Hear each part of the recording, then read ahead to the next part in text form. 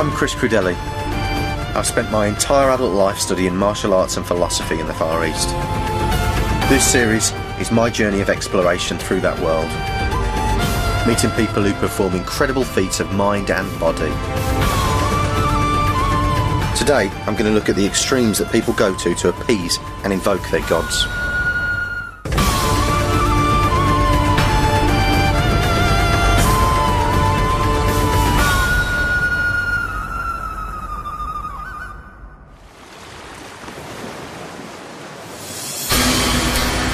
It's late September in southern Thailand, and I've been told to brace myself for some gruesome sights at a local festival. This is the beginning of the vegetarian festival in Phuket. What this guy's doing, he's cutting his tongue with a blade. Mutilation starts today.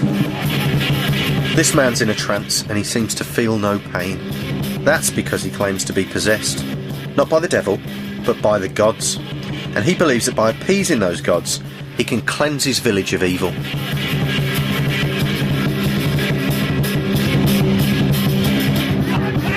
At first, I thought these guys were just throwing the axes around faking it, but then I saw the blood, and I realised they really are chopping into their own backs. As if that wasn't shocking enough, I was told that tomorrow it's going to get worse. I couldn't wait.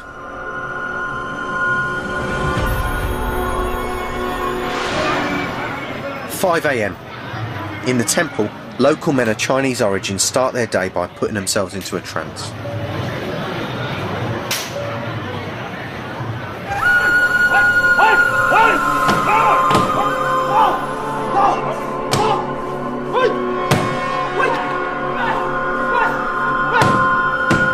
These guys, man, it's absolutely crazy in here. They just keep coming in, look. What's that? They're going to pierce themselves in order to appease their gods. Look at this, look at this.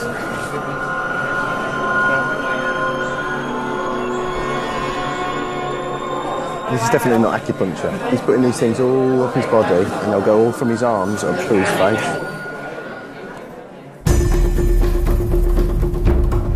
They're everywhere. It's like Amityville.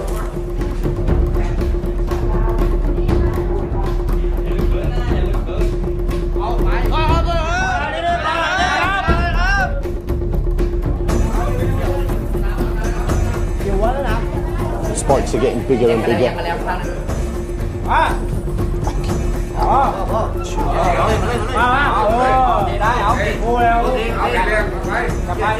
Can't be good for your health, can it?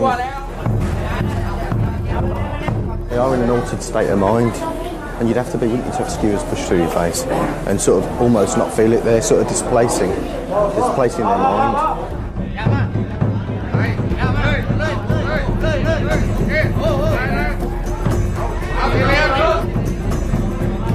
These villagers believe the more extreme the piercing, the more the gods are appeased. And look at that face, mate. It's a bloke with a huge javelin through his face. You know, everyone's just having a fag. What a bizarre place. Check this one out. This is the biggest spike at the party.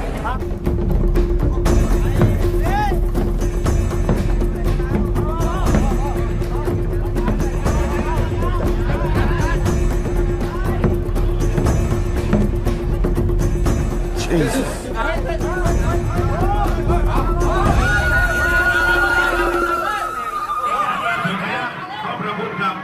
Once everyone's pierced who wants to be, they set off round town in a procession. Look at this, this is the bizarrest one. They've got a turtle spitting out holy water. See on everybody. Look, they're all getting a bit of holy water. Well, let's get a bit, let's have a bit. Bless. Now I know this looks and feels more like a carnival than an important religious festival, but the locals believe that miracles are actually happening. So once they've pierced themselves, they've got possessed. He's got the spirit in his body. That's why he's giving them the fruit. You see how thankful they are, because they think that fruit's going to bring them luck and fortune. This the spirit monk that will give us for like if we eat this thing, it means that it's very good to our health and our family, like good luck. Oh, right, okay. It's a miracle thing. Is that right? They blessed it. They sort of said they made this pineapple magic or something. Yes, the magic pineapple. Magic. Have you heard of any miracles happening? Any cures? People have had the pineapple or the apple or something, and then they've got better or got more healthy. Or... It's just like the story, but no one can prove it. Is that the real one or not? Is that true or not? But we still believe it.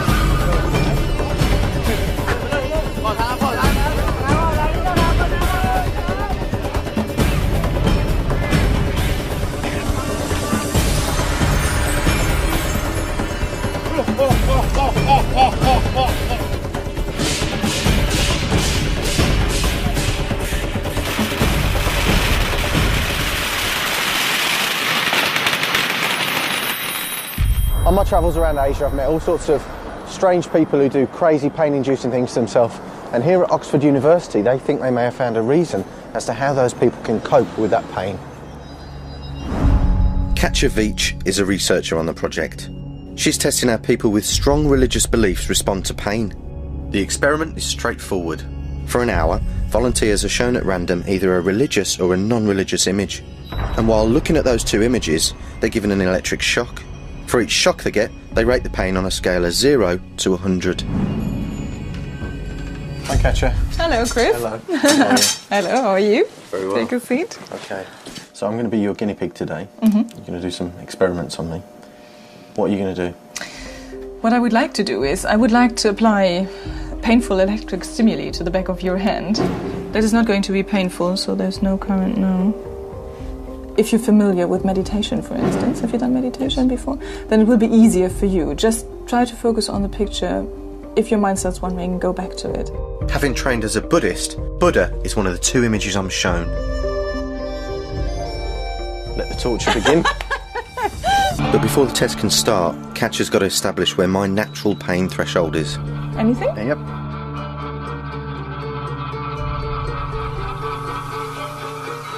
How is it now? Yeah, it's painful. Okay, so if you're ready, then we can start the experiment. We will switch off the light now and start. Yep. Okay, excellent. What underpins this research is the theory that the brain of someone who's happy generally experiences less pain. And as a Buddhist, I should find that this image is more comforting, while this image is of no help whatsoever. And after each image, I have to rate how much pain I feel.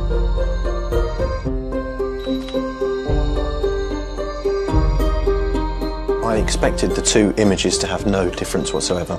This picture of the Buddha was something that I could focus on more to help stop the pain.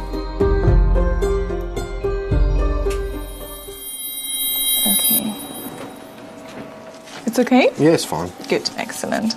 Scarred for life. We think that probably religious people have something that helps them dealing with pain much better than atheists.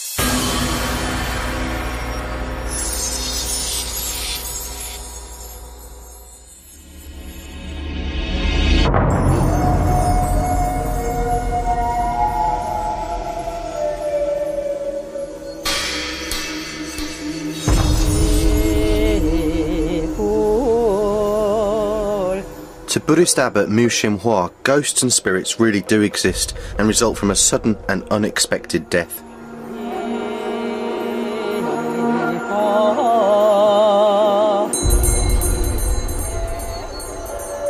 These people all believe that spirits are causing them bad luck and illness, and they've asked for the abbot's help.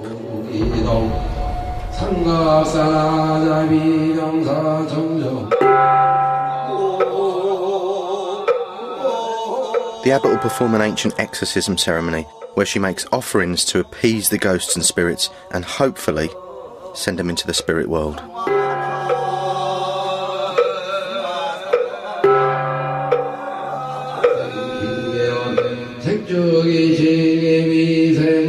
The chanting continues like this for nearly 3 hours and food offerings are made. The theory is that once they're well fed, the ghosts will be ready for their journey into the next life. The names of the spirits are burnt to symbolise their rising to heaven. After the flames go out, this girl started getting emotional. Suddenly the lights go out and dried red beans are thrown around the room. Apparently, spirits don't like red beans. The girl then faints.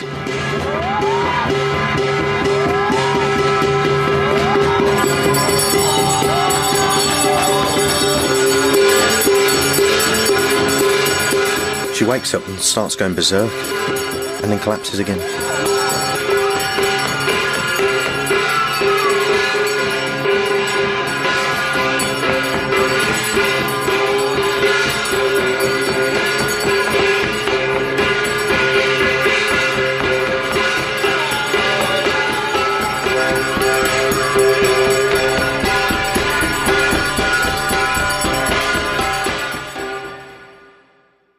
많이 안 좋았지?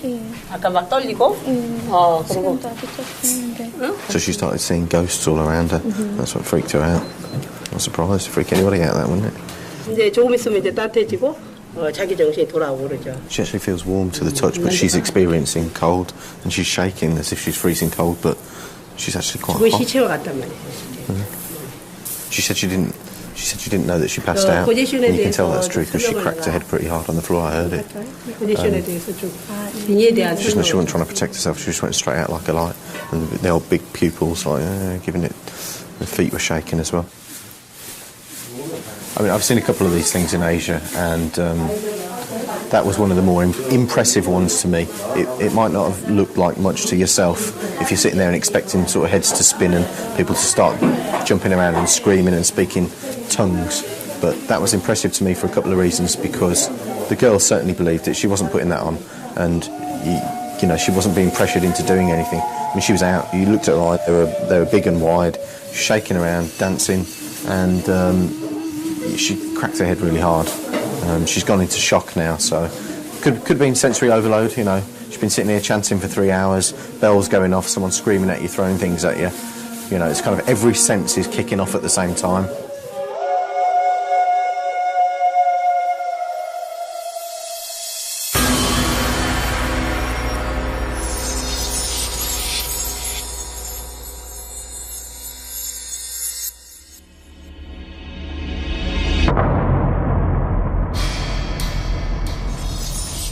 What do you usually do on a Saturday morning? Watch the football? Or play a game with your mates maybe? Or if you're anything like me, sleep off the night before? Here in Chamali, in the goddess Kali temple, they come down bright and early to appease their goddess by sacrificing animals.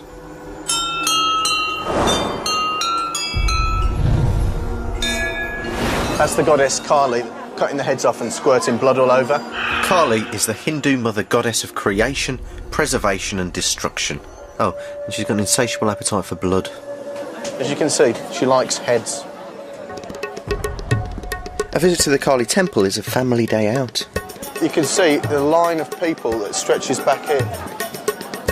There is thousands of people here on a Saturday morning, all bringing their sacrifices to the goddess of Kali.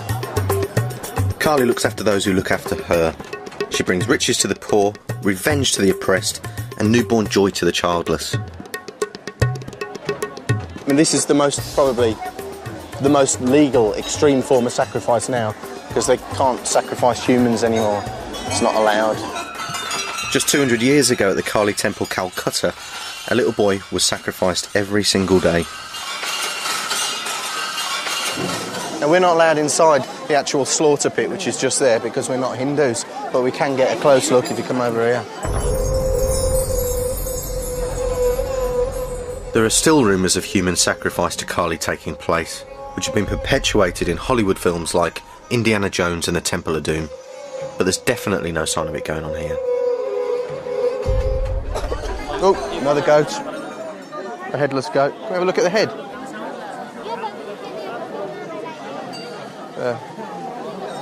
They will eat the goats after they've slaughtered them, so they don't just waste it. To you and me, this might all seem very macabre, but here it's part of daily life. In fact, we all make sacrifices in our own way. So I give up things. You know, you give up your time, don't you, for money. You go to work. Or you give up your efforts, you go to the gym and you exercise and you train, and you get something in return. And that's basically the essence of what sacrifice is all about.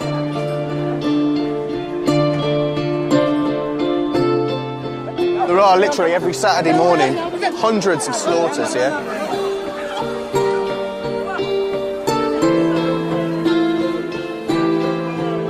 My teacher always used to say to me, I say, how do I become a better martial artist? He'd say, you get out exactly what you put in. It's that balance. Give something to get something. I don't know if I'd want to slaughter my pets, though.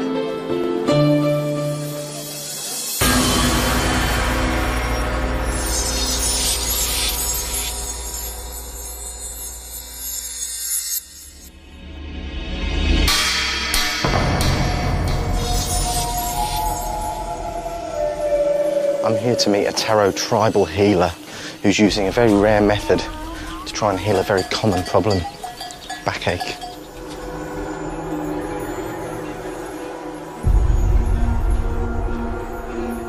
This guy's got shooting pains in his back. This is probably not a practice that I would use for my backache.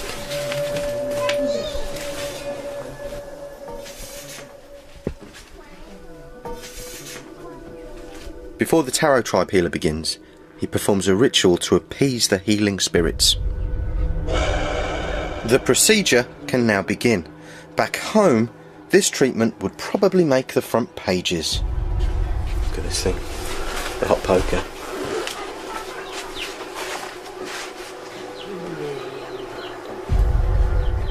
So this is another ancient practice of putting heat into his hands and putting it onto the spot of pain. And one thing that we do know right now is that quite often lower back pains are caused by seizures, muscle tightening. So those two muscles, structure that goes down the lower back, and heat can switch those muscles off and then stop the nerves being trapped and loosen the pain.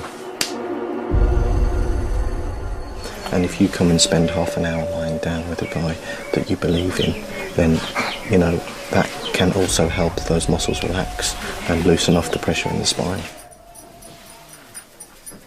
ठिकै छ तातो लागिराखेको छ एकछिनपछि अनि राम्रो लाग्छ. Asked him how he's feeling, and he just said that he just feels a kind of heat sensation. He doesn't feel any better yet, but he's hoping they give him some aspirin later. And in the next village, just on the other side of this field, the local healers have opened their surgery for the day.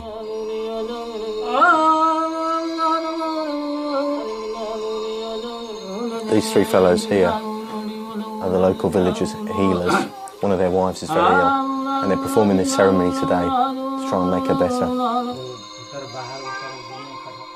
What he's doing now is specifically asking the goddesses of the village the reason as to why his wife's ill. These rituals have been performed for hundreds of years, and even with today's modern medicine, surprisingly, they're still the preferred method of diagnosis and cure. There's a local clinic down the road that was set up by some Western people to help the locals, and nobody goes there at all since it's been opened.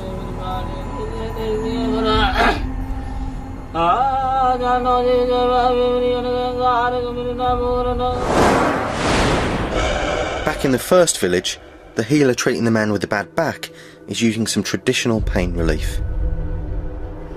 This is the milkweed leaf, and it's called milkweed because it's a weed and it secretes a kind of milk. He's heating this and putting it onto the back, and this, it's said, has a quality of numbing the pain.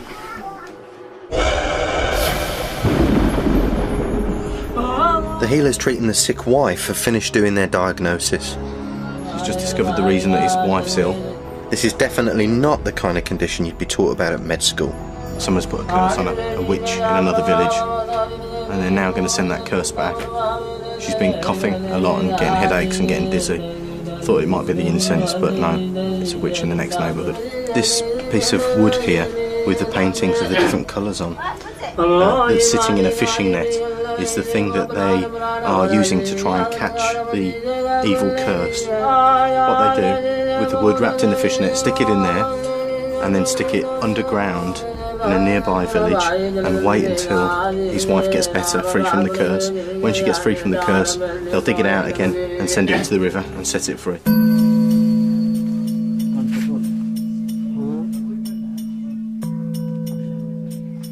man with the back complaint is about to receive the last part of his treatment. This is the kind of procedure that I'm not sure we'd get even if we went private. What he's doing now is he's trying to suck out the negativity in the fella's back.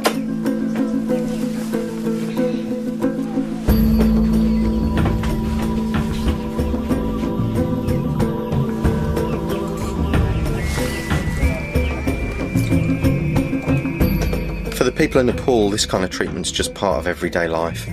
Just like you or I popping out to see our GP. He's saying that that old fella, when he was sucking on him, sucked out these little bits of dirt and stone and then gobbed them into this metal tin, and that's what he thinks is going to cure him. How you feeling? Yeah. Good. Yeah? Feel better, yeah?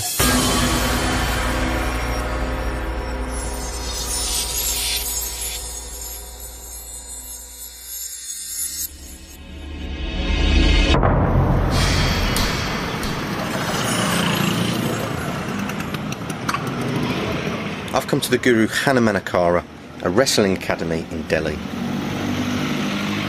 This ancient martial art's a hard discipline of mind and body, practiced in a monastic, almost religious environment. Every morning, the wrestlers prepare the space where they'll spend the next 10 hours exercising, wrestling and resting.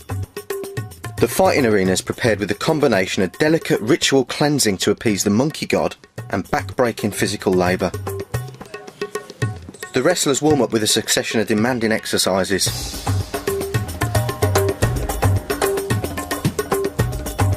Logging on here is a lot more strenuous than for the average office worker at his computer.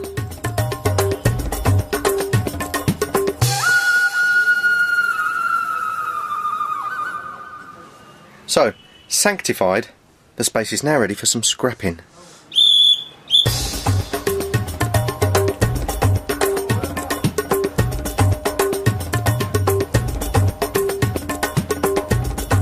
You could well be sitting there at home thinking what they're doing, it's mud wrestling, what's that got to do with martial arts? But you can see quite clearly that a lot of the techniques, they're restraining techniques, you just had them in a hold, you know, the police use that, that's a martial arts technique. Leverage, that's another martial arts technique. He's holding the guy so he can't move, they're not getting hurt, they're not punching each other. But this is an integral aspect of martial arts. Wrestling, groundwork, very important.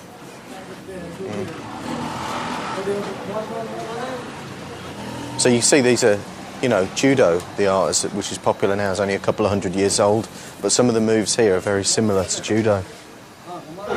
Now you can see quite clearly why they're wearing pants, not clothes like this, because there's nothing much to hold on to the body, so the technique has to be clean. And you can see they're trying to grab the pant and use it as for leverage to throw the other guy. Last 2 minutes. I had a chat with coach and former champ Sandeep to find out what are the do's and the don'ts of Indian wrestling.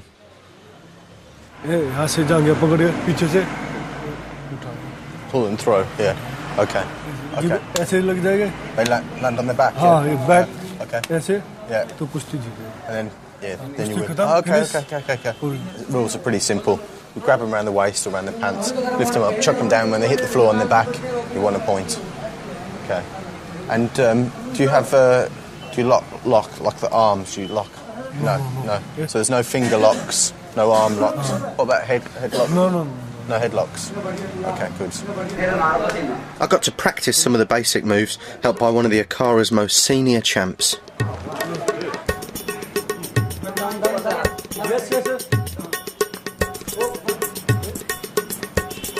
These are a warrior caste, controlling mind and body in a monastic lifestyle. They train hard for 10 hours a day. They're good fighters and honest, straightforward blokes. The Akara's got 100 men aged between 15 and 30 years old all living on site.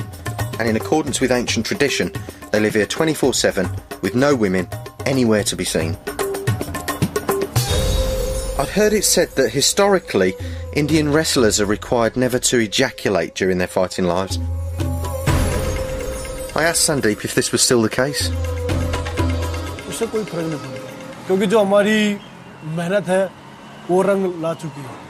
Okay, alright. So he's saying that in the old days they never used to get married, but nowadays they do, after the age of 28 to 30, because by then you've already done enough training, 15 or 20 years, so that you know you've got the skill and you're not going to lose too much power by giving it to the missus.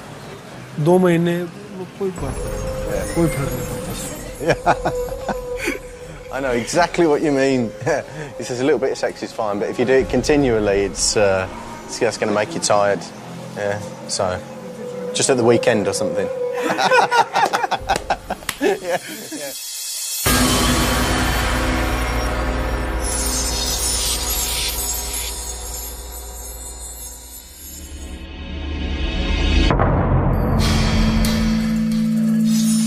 In Nepal, there's a Hindu sect that's got a unique way of practicing abstinence.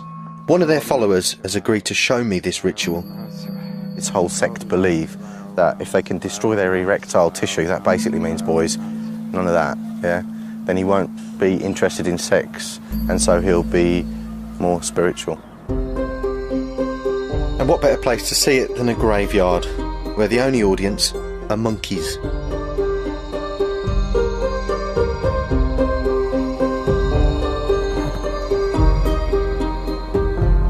Probably another one of those things you don't want to try at home.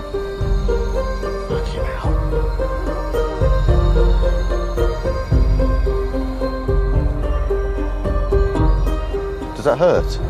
Painful? Yeah. But just like me before I perform martial arts, this is just a warm-up. That's a tombstone. Block of marble, and there's a bunch of bricks. It's all about respect for the dead.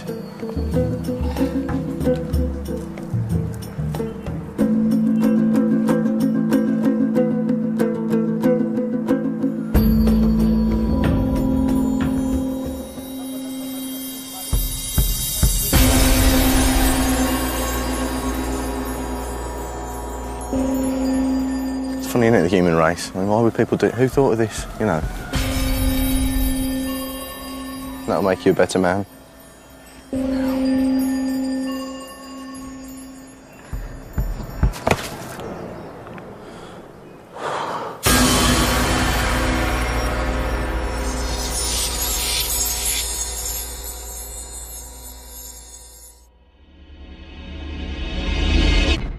Tomorrow on 3 we have another excellent movie from BBC Three's British film season, Man Dancing, and a former hard nut tries to prove that he's changed his ways. That's at 11. Mind and body.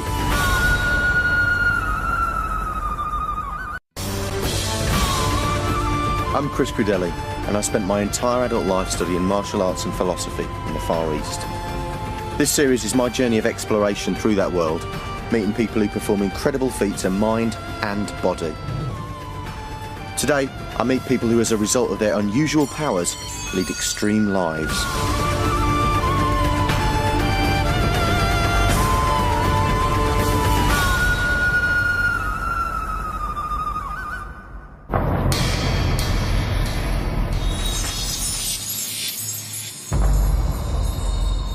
In Thailand, near the border with Burma, 800 people have been eaten in the last 30 years. They've got a problem with tigers, and locals have hunted them to the point of extinction. At this monastery, Buddhist monks have come up with an extreme solution to tiger conservation. They live with 18 resident tigers, who they say are reincarnated monks. To me, though, they're still tigers and one of my greatest fears. I've come here to both meet the reincarnated monks and face my phobia. I'm going to meet the abbot now. Have a bit of breakfast with him, but I'm a bit disturbed because the tigers are supposed to be in cages and they're actually wandering around here. So I'm not sure if there's any up here or not.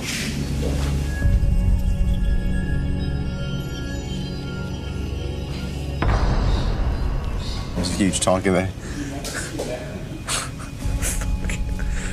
Do I want to be having breakfast with the tigers? Not really. I don't want to be their breakfast either. Nice one.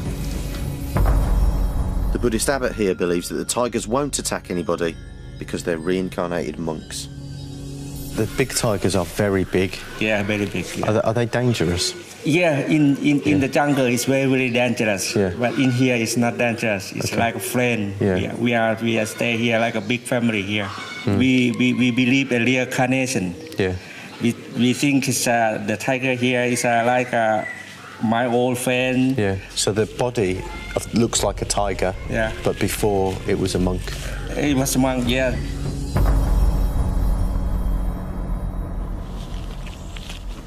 Tigers are probably getting a bit jealous. They haven't eaten yet. Starving. Feed them some brummy later.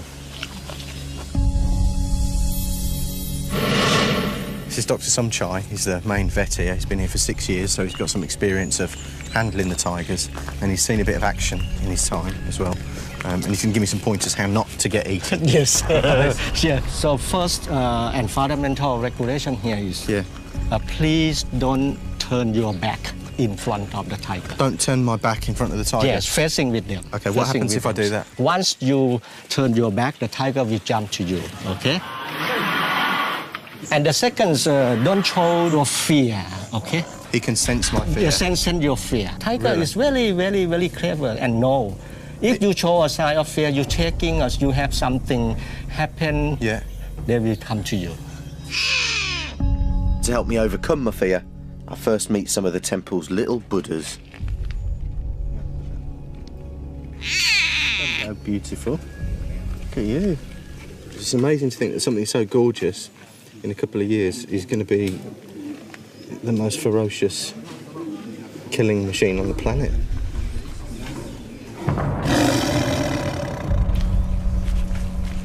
We're taking a trip down to the quarry, where there's 9 tigers waiting. I'm personally crapping myself. It's midday, the tigers have had their lunch and they're now sleeping it off. I'm about to get very close. Emma's going to take me in now. Thanks. Okay, thank you. Sit down. Personally, the last thing I'd want while having a siesta is to be pushed and prodded. This is fun, isn't it? These may well be reincarnated, peace-loving Buddhist monks, but let's face it, they're also wild animals. Tiger handlers are present just in case things do kick off. Yes. Okay. So I'm going to keep you can see the teeth. Touch the teeth. Yeah, big teeth. Yeah, you touch the teeth, yeah. Okay. I need to be absolutely calm in my mind so as not to wind it up. I'm kind of hiding my fear, really. I don't know if I'm doing a good job or not. But I am bricking it.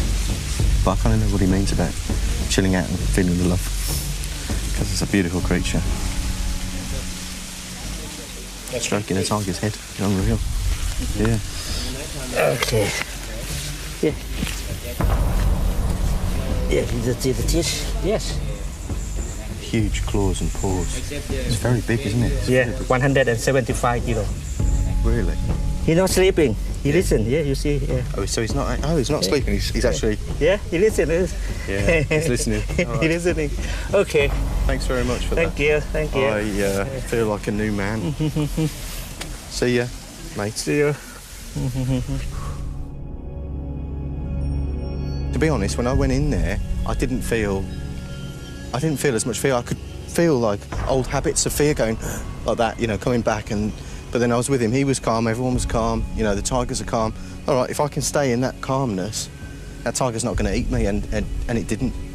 If I can keep my mind calm, I'm not a target. He doesn't see me as a target. He doesn't eat me. He could eat me very easily, but he didn't. So that's one way of beating a tiger, isn't it?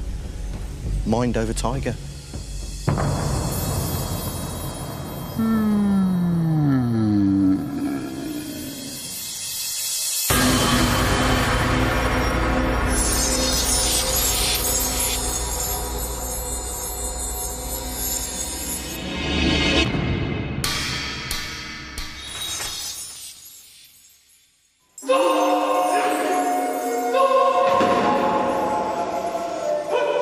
This is the Shaolin Temple in the mountain province of Henan. 1,500 years ago, a monk named Damo travelled from India with sutras and yoga. He taught the monks, they turned it into kung fu, and it spread from there. Kung Fu was developed by Shaolin monks as a form of self-defense against robbers and bandits. And through fighting, they developed their own form of medicine. Kung Fu, it takes it out of you. It does. You're fighting all day, or you're training, you're punching bricks, walls, trees. So they've got a culture of herbalism to fix bones and also to prevent long-term injuries like arthritis and stuff like that.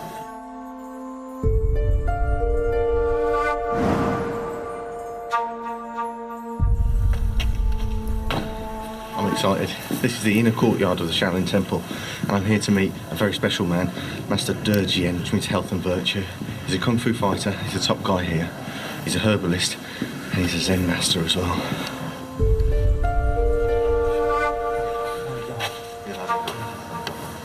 谢谢你今天让我跟你有这个机会说话。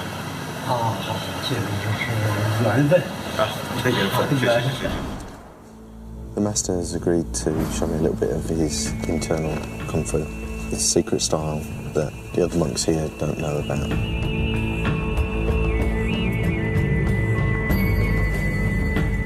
So the difference between internal and external Kung Fu is that external is the first stuff that you learn to make your body hard and tough.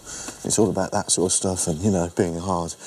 And then you progress after 10 or 20 years to the soft stuff, moving people's force against them. 对，是吗？就这个，大下边。哎，这个打下边。Grab the nuts. 打脖子。And the chin at the same time.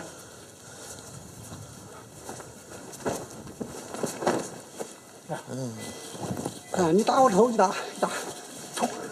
Straight under. And see, he's got my leg. He's hooked my leg at the back there, so he can just flip you over. 你打我上边，我蹲下来，我打你下边。Fucking hit me in the nutsack again. So he's saying, if you hit high, I'll hit low. You hit low, I hit high. Okay. Yeah. I need some of that medicine now. 我再要用那个药。有痛吗？ I've been practicing martial arts for over 20 years, and my body's taken its fair share of punishment. So Master De Jian has produced a potion to help my aching joints. He studied medicine, but not traditional Chinese medicine, traditional Shaolin medicine. They're all local herbs used from Songjiang, which is the mountain just behind. He's saying that another difference is that the monks here, because of their practice of Kung Fu, they have a very deep understanding of the human body from the inside rather than just like a textbook. And also they understand the Qi and the Qi meridians that run through the body because they know how to feel them, not just to read about them. By being able to channel Qi, the Shaolin monks are able to protect their bodies from outside forces.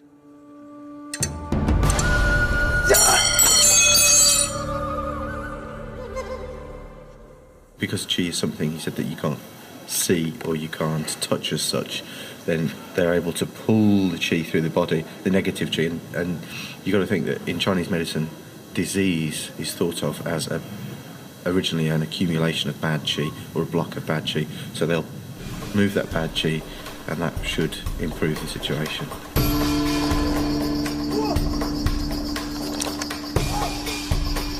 From its origins at the Shaolin Temple, Kung Fu has evolved into many other martial arts. And this is Wushu, the modern version of Kung Fu. It's great, isn't it? Imagine sending your kids here. There are 5,000 kids in this particular school, and they're all here for one reason. To train until they're as hard as nails.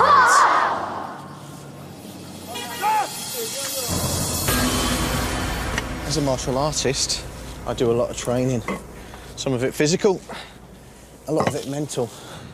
Today, using these blocks, I'm going to show you how it's my mind and not my body that allows me to do things some people think impossible.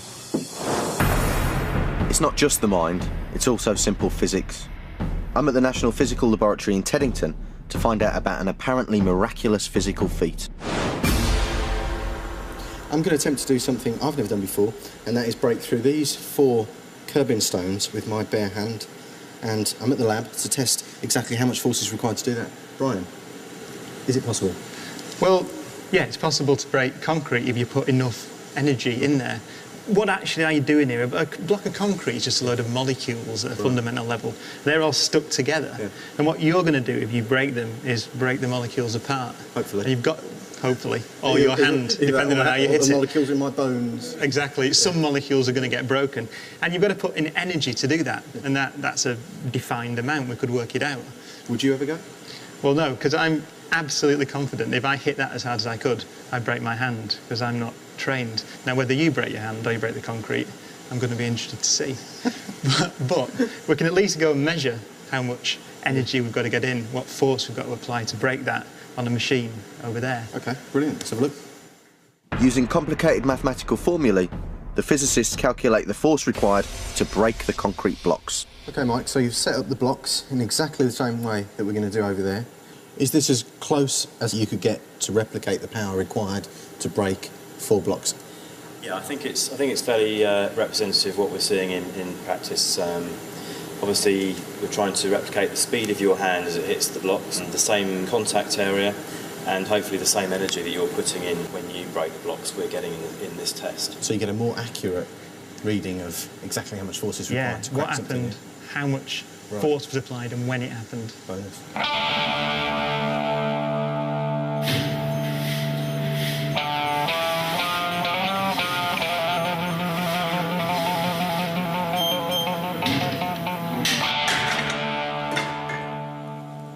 So what we've got here is a force time trace. So we can see that we're loading up from 0, that's the initial force, up to a peak of just over 20 kilonewtons. I suppose the other way to think about it, how much weight did you drop there? Was it 6 kilograms? 6 kilograms. Do you imagine dropping a 6 kilogram weight onto your foot, which is essentially what you did there, from about here? It's going to hurt, right? Yeah. 6 kilogram weight onto your foot. You're not helping me. You're not helping me. So the indenter test tells us I've got to strike with a force equivalent to dropping a 10-pin bowling ball on my foot. I visualise a point below the concrete blocks and I aim for it. I need to make sure my hand speed's not compromised. My strike force has got to be greater than the resistance offered by the blocks.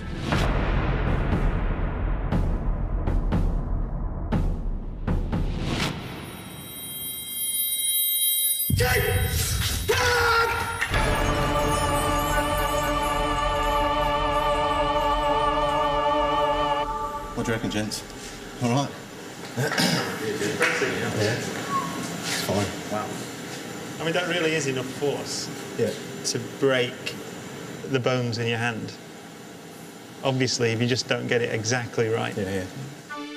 It might look impressive, but with the right training, anyone can do it, and it can be explained by simple physics. As I strike, I snap my hips, drop my body weight, concentrating all my mass through the smallest point in my hand, and smash the concrete.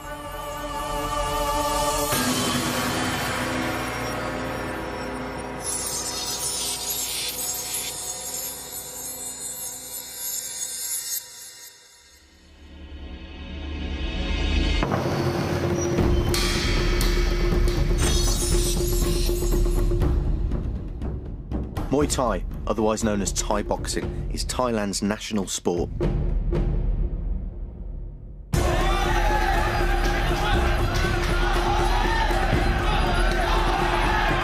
This is Lumpini Stadium. This is Thai boxing.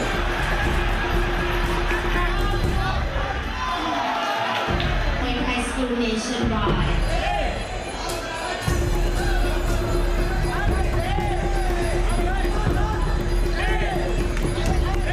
Muay Thai is an extreme form of boxing. It's not just about punching. Elbow strikes and kicks are used to devastating effect.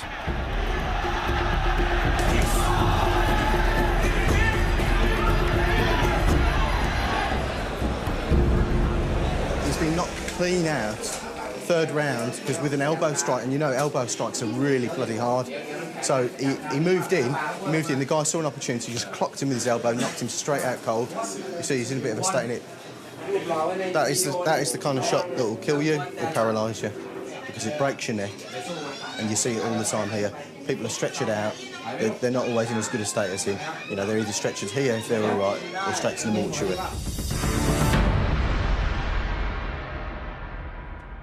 This gym is where Thailand's top fighters train.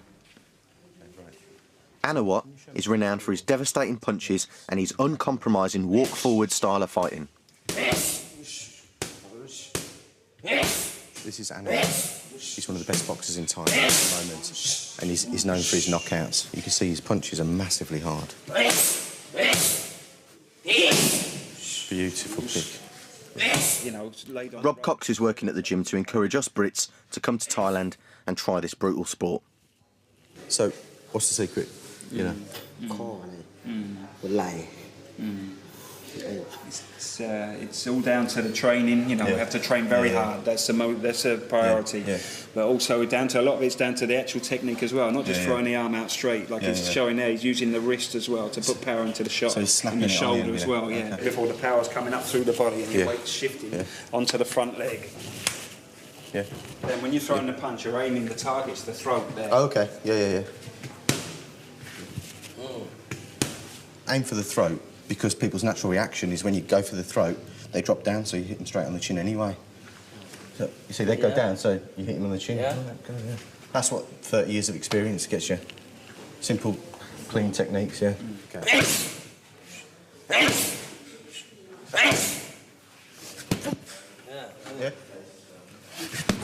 I'm still telegraphing as well. I'm finding that what I'm doing is I'm sort of going, you know, and his moves are like nice and sharp and like bang, so you can't see it coming, because if you telegraph, if you do this to somebody, they know what's coming and they're going to knock you out before you know what's what. So what he's doing is he's hiding the techniques. So he's setting it up by kicking, punching, jabbing, but in his mind he knows he's going to go for the elbow, so he kind of confuses the other person to backing off a little bit, and then bang, hits them. I mean, that's hurting through the pads. You can see the guy's like wincing. He's not having a good day. That kick is designed to hit you here where you haven't got any bones, just in your kidneys, and that will drop a man easily. If he plants that on target, that bloke's going down. Yeah, the turning on the front foot, on the support foot. Yeah, see, I'm kind of like back on.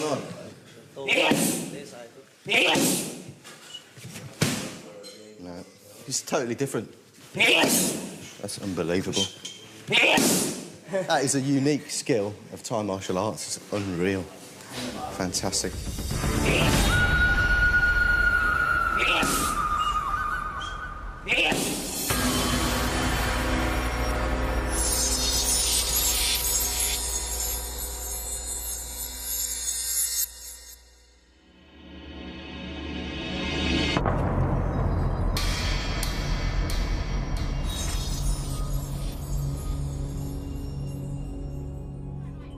Still in Thailand, I meet up with a boy who has no choice in leading an extreme life.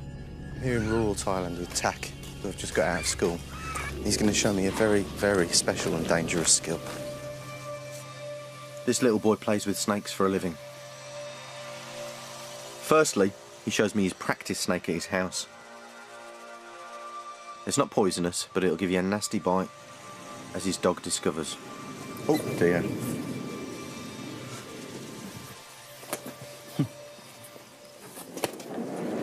See where it's going to attack because of the way it coils. It coils sort of 2 or 3 times, gets its strength in its neck, then pushes off the tail and jumps forward. This kid's amazing. 10 years old. Playing with snakes. Look at that, it's just rolled over. He's been playing with it for 5 minutes and the snake's just realised it can't bite the kid, so it's rolled over. He's had a go. He's found that he's not going to be successful. So he's sort of given in. But to make money and entertain tourists, Tak's got an act at the local snake show where he dances with a king cobra.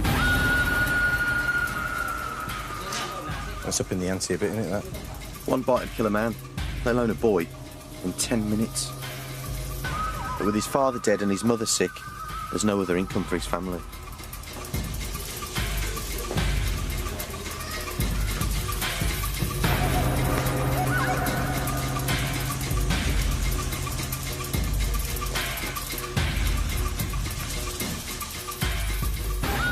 I want to know what protection Tak's got if he gets bitten by the cobra. The show's owner takes me to the side of the road.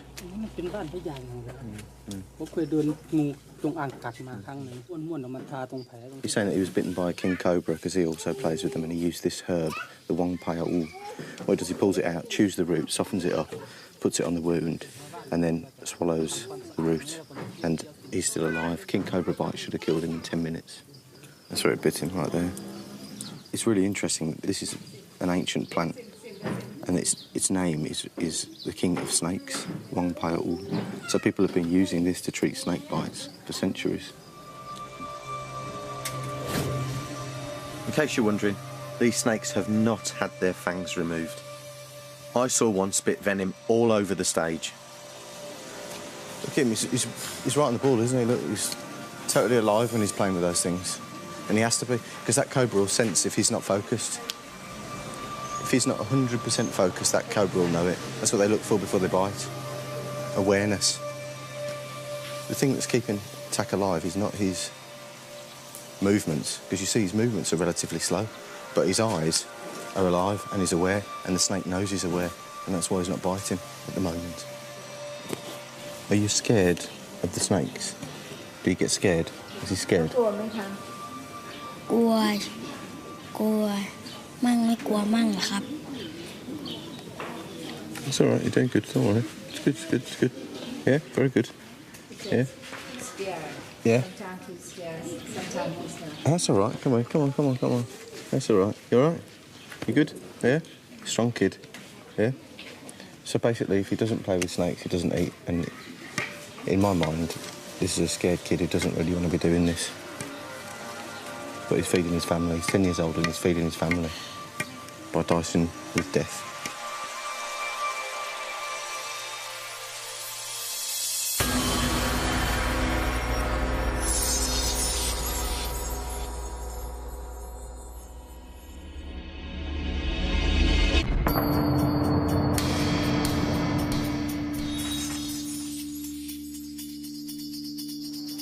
That is probably the thing I love most about Chinese culture. Getting up first thing in the morning and doing some exercise. This might look familiar, but I've discovered some more extreme aspects of Tai Chi. What would you be doing back home? Waiting for your meals on wheels? I probably would. Tai Chi is an ancient form of coordinated body movements, focusing on the cultivation of energy, or Qi. The aim is to harmonise the mind, body and spirit, promoting both mental and physical well-being. As you get older, if you practice Tai Chi sword and Tai Chi fist, they call it, which is just Tai Chi, it's good for your legs, and especially this system is they use their legs a lot, so that it's good for walking, good for running, anything like that. Having a bendy body is one thing, but can Tai Chi cure illness? Okay. I asked him, can it cure you of illness? And he said, well, you shouldn't say cure, you should say prevent, really. And that's a really important thing in Chinese culture. They're into preventative medicine rather than curative, so they try to fix the problem before it's a problem, if you like. That's much more effective, isn't it? Don't wait till you get cancer. Stop smoking. And the Chinese have even found a way of incorporating secret weapons into their Tai Chi. What they're doing in it is Tai Chi fan, which is very, very rare. It's for fighting. It's pretty good, isn't it? So you can carry your fan around and cosh someone with it at the same time. Nice work. Fans or no fans, practicing Tai Chi has helped the Chinese elderly statesman to keep going and going and going. This is Mr. Guo. He likes Tai Chi and sprinting. He's 105. Guo Xinsheng, 现在105岁. He said that the most important thing when you get old is to keep exercising and keep moving, and that way you keep your health. He's 105. Look at him, he looks 70. However, for Mr. Guo, it took chronic illness for him to start practicing Tai Chi. Basically, when he was 80, he got sick. He had an operation in his stomach. He had something cut out, and so he thought he'd better get himself healthy. And he started Tai Chi. He thought he'd do it for 3 or 5 years, but he's been doing it for 25 years now. He's still loving it, every minute of it. For a man of 105, he's got the most amazing muscular control. This is a very good exercise, and I've heard about a lot of people doing this in China for muscle building. Rather than picking up weights, they hang on a pole, and they'll do this either at this angle or at this angle sometimes. And as you can imagine, you're holding all your body weight. It's kind of like a leg raise or something. You're holding all your body weight against itself.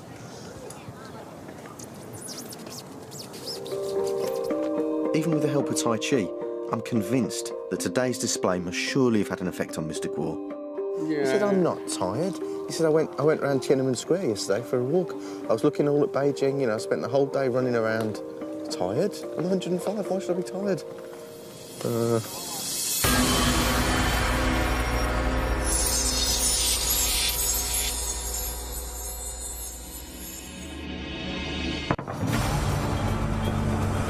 Next time on Kick-Ass Miracles, my journey through the Far East takes me to meet people who go to extraordinary lengths to protect themselves.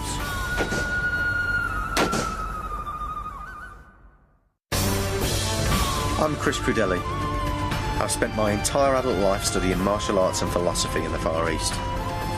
This series is my journey of exploration through that world, meeting people who perform incredible feats of mind and body. Today, I'm looking at the extremes people go to in order to protect themselves.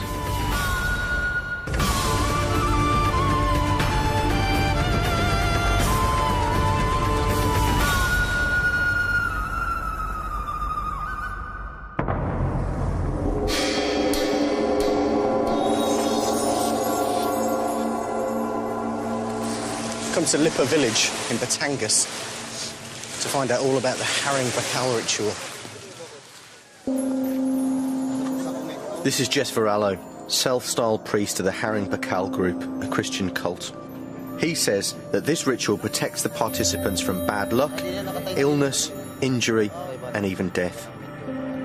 He claims to have personally escaped bullets fired at him at point-blank range.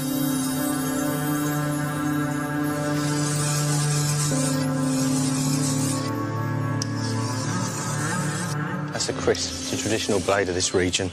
It looks sharp. We're going to find out exactly how sharp.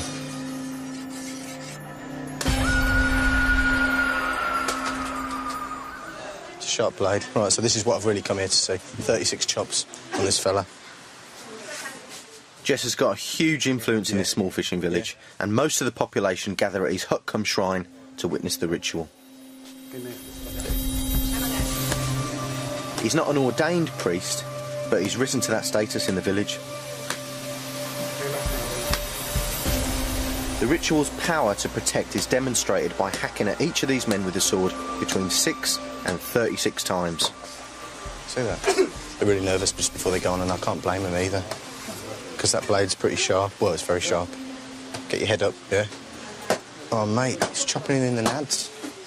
At very least, this is a harsh physical test of faith and trust.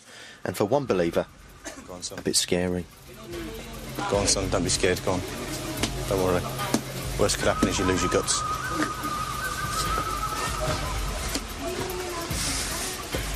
Calves. They'll squirt. At first, I thought they were turning the blade at the last moment, striking with the flat side. But watching closely, it's clear that that is not the case. Stand up. So that guy's in some kind of like religious frenzy. He's just sort of passed out. I mean, he's not bleeding or anything, but you see he was just like shaking. They take him into the back room, give him a few slaps, wake him up. And this one's getting it in the nuts. Watch out. Clothing might offer some protection against the blade, especially jeans. But I wouldn't be keen on being hit wearing nothing more than a T-shirt to cushion the blows. Jess says his prayers protect the villagers from the razor-sharp blade, and I do think that the power of faith and belief shouldn't be underestimated. Miracle or not, these people think they're protected, which means they feel more secure about what life might throw at them. I don't believe I'm seeing anything miraculous, but the ritual does demonstrate a great deal of trust, particularly when the cuts are to the neck.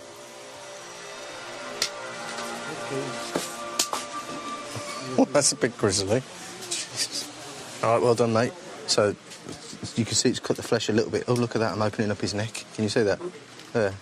But that's where his main artery is. If it had cut that, this whole place would be squirted. You all right, mate, yeah? Yeah, good for you. Yeah, you can't get a plaster on that.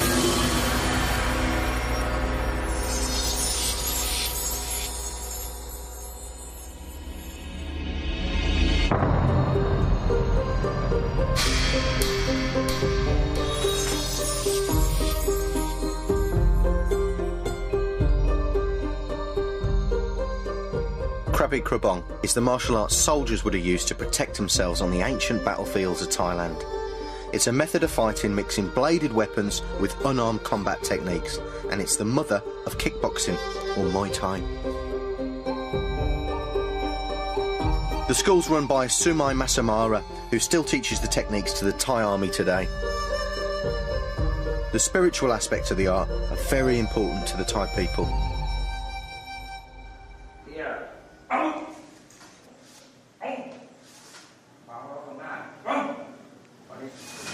So if they do this day in, day out, this ritual, before they do it, before they fight, they've prepared 100 times. In their mind, they know they're going into battle. They know they're possibly going to, well, they're going to kill or be killed, and they're a lot more calm.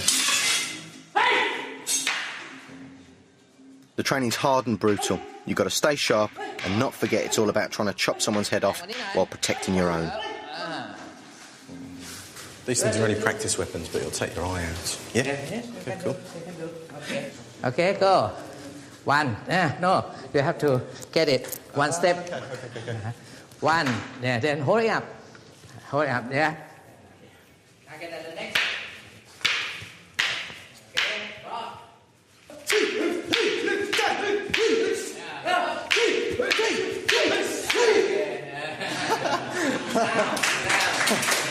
Target on the head.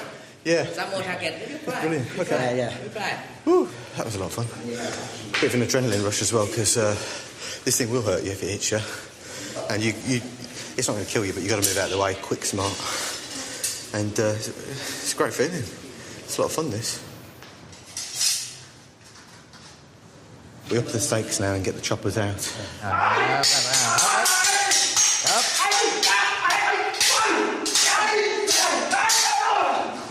This is sword. Yeah. When we attack, we use this razor to attack. You have to get this side to block. It's not this side.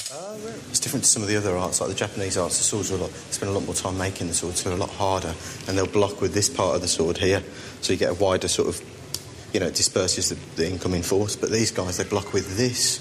They actually block with the blade, which makes a lot of sense, because then the force, you'll get a little chip out of the sword, but as you can see, these are all chipped up, but the force will be dispersed that way into the sword, so that the sword won't break, it'll absorb the force. Yeah, it's very clever. Come. If you're a fan of Star Wars films, the techniques of Krabi Krabong will be familiar to you. Substitute the swords for lightsabers. Come. Okay. Head.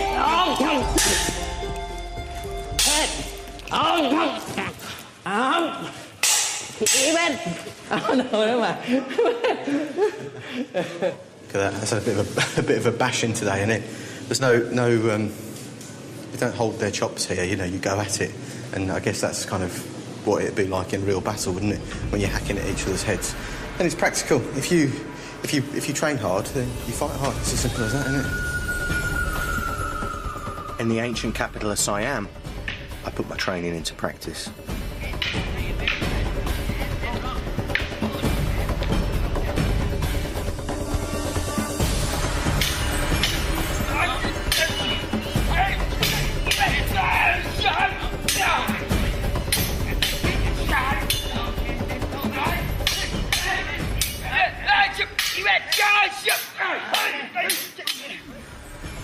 This is another thing you've got to have a calm mind for. Remembering the moves, remembering not to chop people, remembering not to get chopped. Shh. I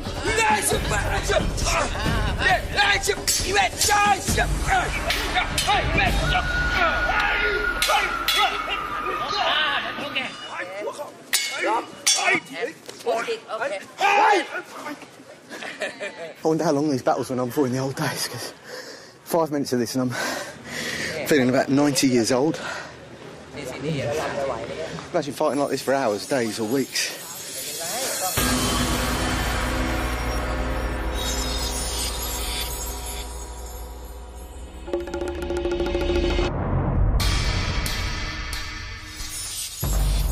Manila, the capital of the Philippines. A sprawling, polluted, raw and unsettling place. Robbery at gunpoint and kidnappings are common. And here, that's the reason many Filipinos seek security in the miraculous protective powers of rituals, prayers and mystical objects. And the most mystical object for Filipinos is the amulet. Stones that are blessed by prayer and claim to provide protective powers to their wearers. On the edge of Manila, members of the Filipino police's elite Special Action Force live with their families in a gated compound. Behind barbed wire to ensure a degree of safety and security, these guys put their faith not in amulets, but in ammunition and the rule of law. It's the perfect place to test the miraculous power of amulets and for me to crack off a few rounds.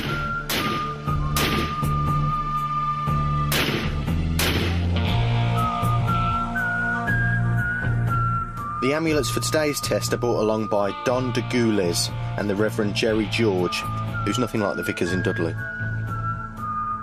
They're amulet salesmen and keen to extol the virtue of their wares. Reverend George, thanks for letting us do this test today. Can you tell me about your amulets? Why are amulets important? Yes, it's very important because it will protect you from all sorts of earthly dangers. It will protect you, your body from any harm. Okay. Would it protect you from an earthquake? Yes. Yeah. Because protection amulet is, in general, to shield your human body. Okay. Their amulets are all blessed but untested. Shooting the amulets is how Don and George test their miraculous protective qualities. The amulets are put inside brown envelopes and pinned to police firing range targets, and then shot at. I really want to see if this does work or not, whether it's the gun, the amulet or the guy's mind. Got it. Got it.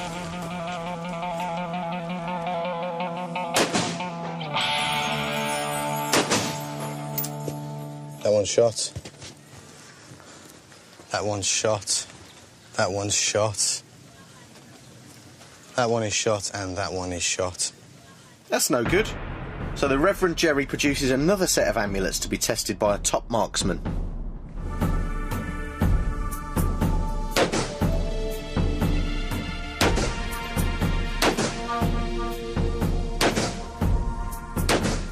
Five shots, and this time 5 misses.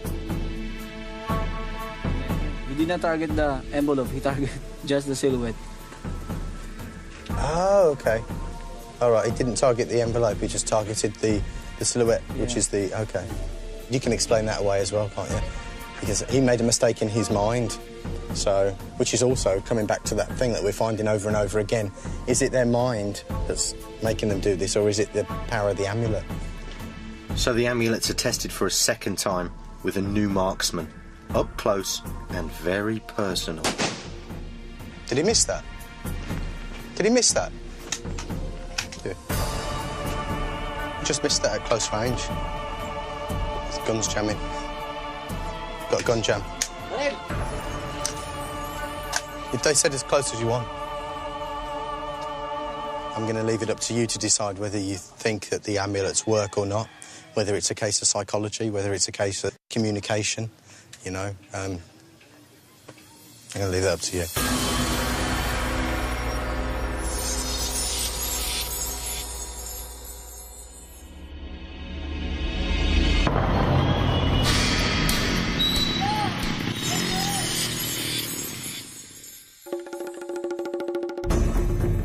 In Manila, there's a 15-metre tall statue of the 16th century warrior king, Lapu-Lapu.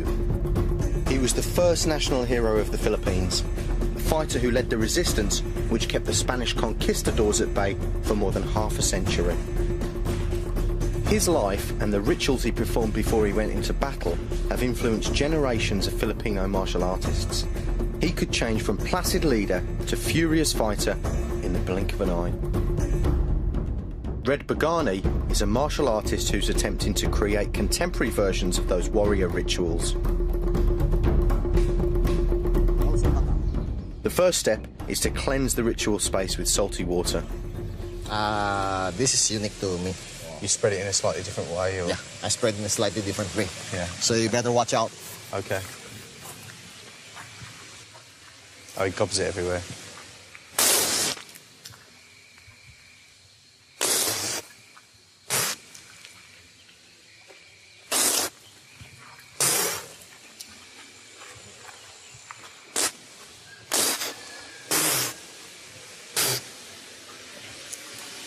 It's like me after a few pints. What kind of blade is that? Is that the local blade? Yeah, it's a generic tool. The only thing that differentiates it from being a simple tool is that it has another edge at the... Oh, okay. It's a double-sided sword. Yeah. Oh, right, okay. But for close quarter fighting. All right. So instead of wasting time turning... Yeah. You just cut and stick it in, yeah? Can I feel that? Yeah, sure. Thanks. Oh, that's razor sharp.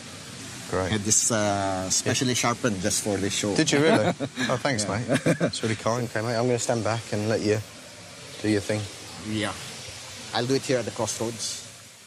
What Red says he'll show me is his version of the Filipino warrior ritual, which will switch a person into fighting mode. But what I'm most keen on seeing is proof that the ritual will protect him from the hacks of his own razor-sharp machete.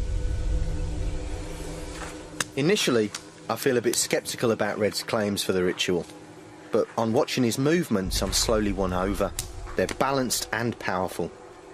Each sequence, he says, is about channeling the power of the four elements: earth, air, fire and water.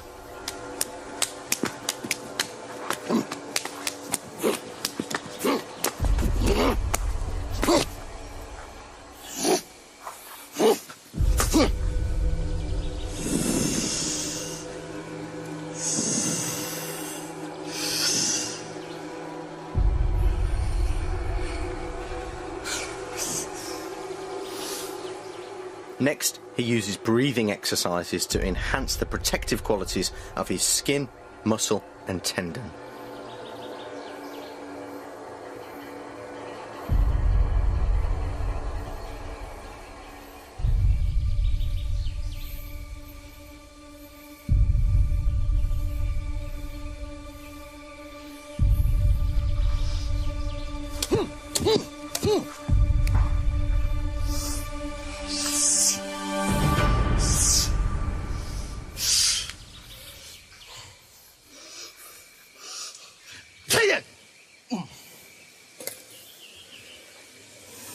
Get a bandage on that.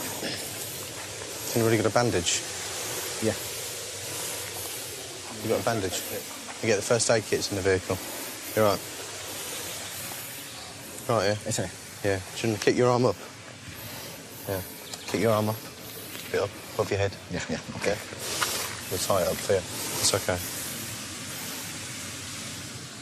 It's a pretty deep wound. It's gone straight through to the bone. And it's opened up and he's cut one of the main veins there. So it's squirting, but you're going to be okay. Oh. All right. You're going to need to just stitch it up, put a few stitches in it. Get a needle and cotton and sort you out. Yeah. Actually, I was wondering why it's taking so long to... Get it into the spirit into you, yeah? I said, it's taking too long. Yeah. And then I just tried. Okay. Don't worry, it's difficult. On camera, it's difficult. Yeah, yeah. I've done this, what, a dozen times, and this is the first time it happened. Really? As his blood leaks out, I can't help thinking that Red must have actually believed he could do this. He claims he's done it before. These are usually for me. Otherwise, why risk the embarrassment he now feels, not to mention the possibility of serious injury or death? He'll be all right with a couple of stitches and a bit of professional care. I mean, what can you say? You know, it's a sharp blade. You see the way he went through that tree? I was thinking, oh, God, he's going to hack his arm. We're going to definitely see some juice today. I guess that's why they call him Red Pagani.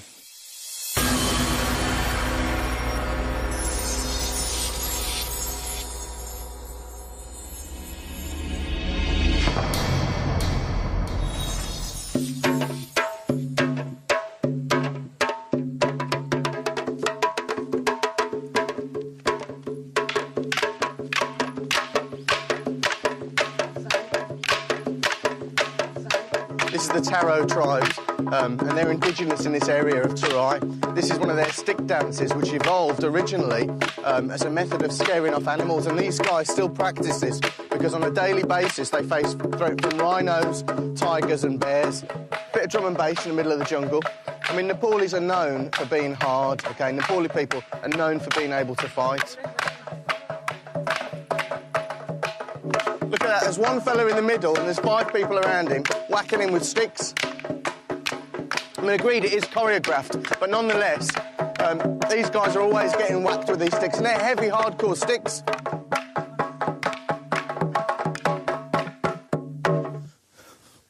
Seeing as I've taken such an interest, some of the boys have offered to teach me some of the moves of the Pizzati stick. That's this one. Okay. Yeah.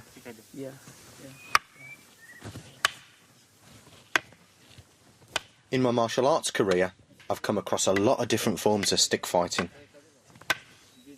It's quite nice, actually. He's got a nice snap to his when he hits, so a lot of stick fighting systems that you encounter, when they're hitting, they don't actually... They'll hit, like, in a straight line through, which is not the most powerful this way. What you need to do is, when you hit, you kind of sting it on the end, so you get that extra power.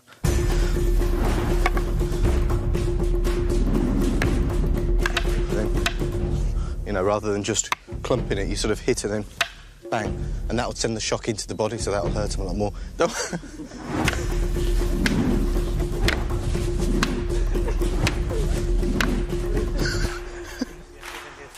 He's got a bit nervous now. He was laughing at me 5 minutes ago. Yeah, we'll teach him, yeah.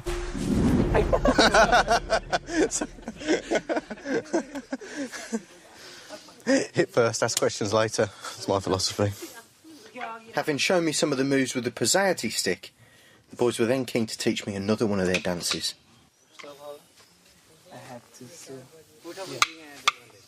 No, I'm not doing that. No.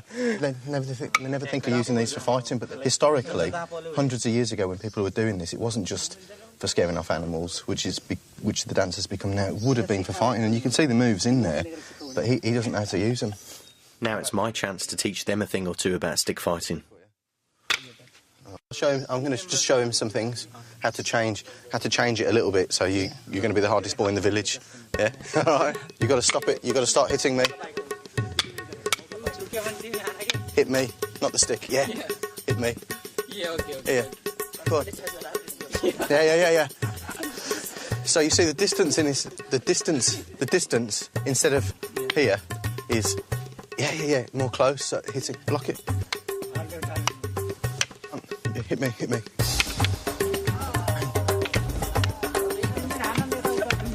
He's loving it now, isn't he? It's good fun, isn't it? Star Wars, boys, look at him. The Force may be with you. Bang. It's good fun, isn't it? Good. So, just 5-minute lesson. He's learnt how to fight straight away because he's been practising this for so many years. It's good exercise as well, isn't it?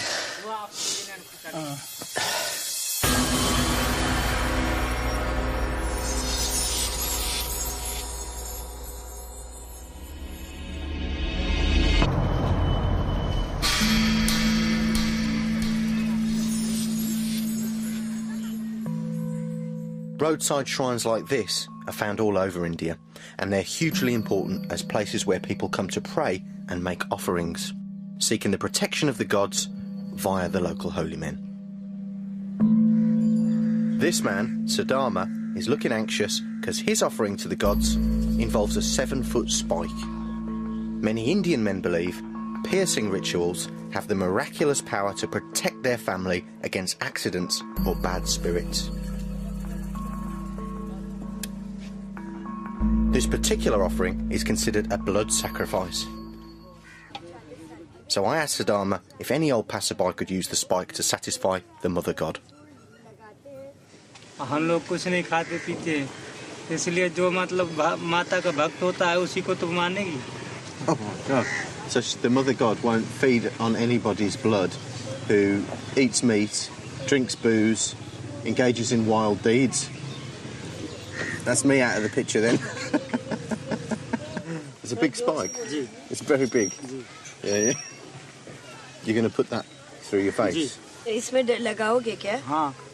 Straight through your face. Does it hurt? Does it hurt? इसमें दर्द होता है? दर्द नहीं होता. No, it doesn't hurt. No, not at all. No, are you sure? Yeah.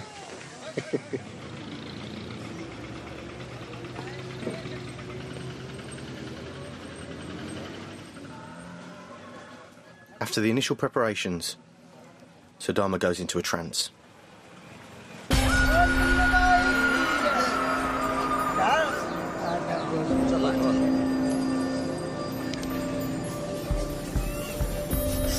He's getting G'd up now, ready for the spike, and he told me that he's been doing this for 11 years, every 6 months.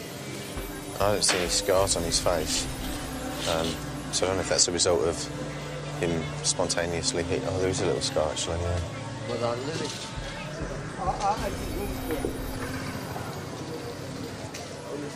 I feel for this guy for some reason, I don't know why, but he seems like a really nice guy. He's saying he's doing it for his family, you know, because it brings his family peace. He must love his family, eh?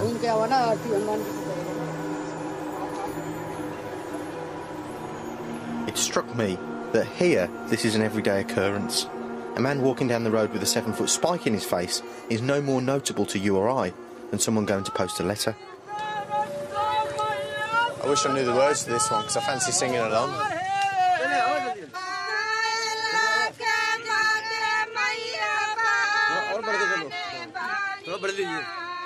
This low-key ritual seems devoid of ego, more humble than other piercings I've witnessed.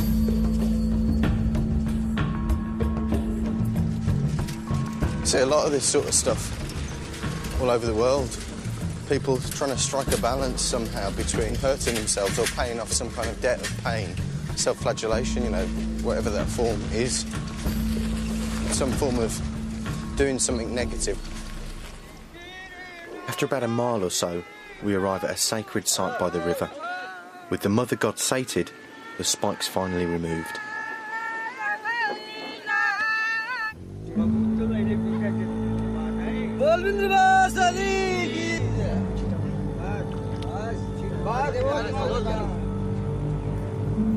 How will the mother help you now?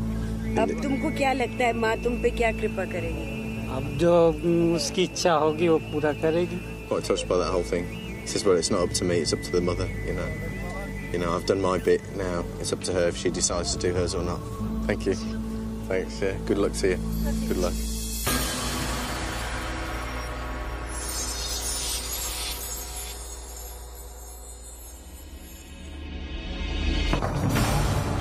Next time on Kick-Ass Miracles, my journey through the Far East introduces me to people who use rituals and ceremonies to improve their lives.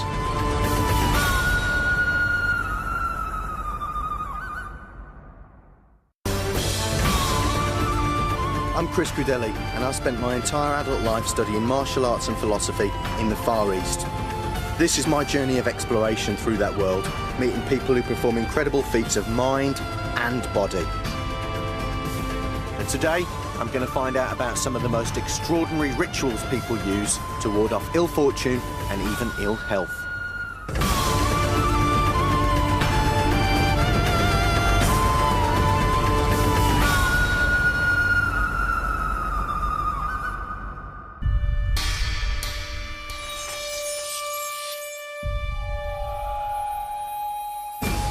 The Red House in Bulacan was once a Japanese comfort house.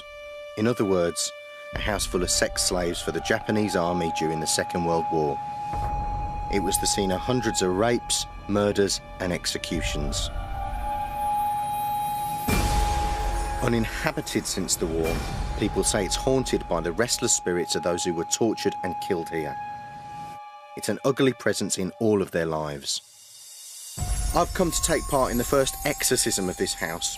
It's believed that this Christian ritual will drive away evil and bring peace to the condemned souls who suffered here.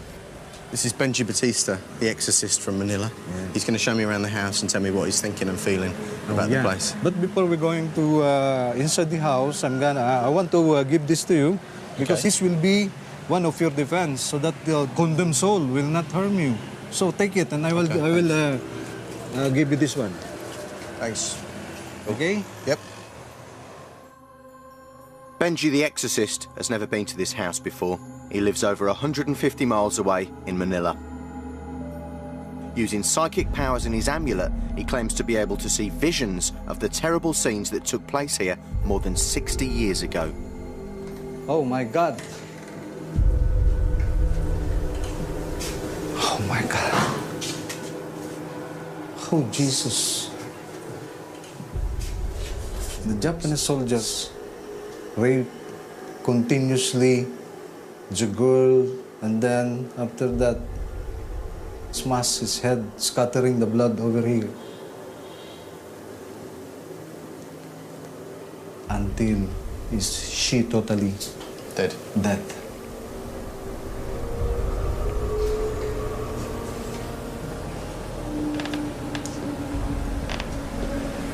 Oh my God.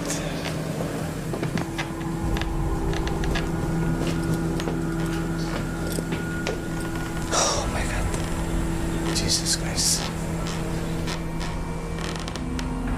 Every place, every corner here have a girl, and then using by those military personnel of Japanese Imperial Army.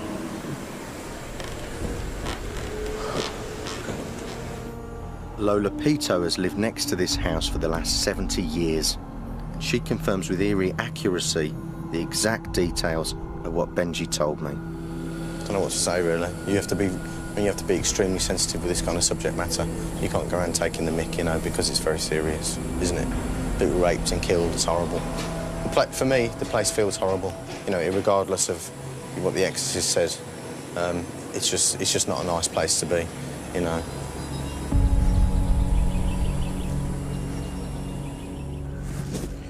I'm putting on this Barong Tagal log, which is their national clothing, and it's white, because you have to wear white if you want to go in and take part in the exorcism, which I do. I'm to be one of Benji's team of 7 exorcists. I feel like a choir boy. Each of us has a specific role. I waft a can of burning incense around, while other members are scattering salt and charcoal. All 3 activities aim to bring out the spirits. Another exorcist is tapping the floors and walls with a miracle stick, which is meant to destroy the temples that the spirits have built inside the house. And blowing invisible divine words dissipates the spirits. The tension in the house is palpable, and it gets even weirder when the devil's presence is discovered. All of you saw the face of the devil coming out the wall at the same time? He had 7 horns. He had 7 horns? Yes. Did you saw 7 horns as well? Yeah. Really? Where? Is he still there? Or? As I have difficulty seeing Beelzebub's face, a member of the team helpfully outlines the devil's familiar features.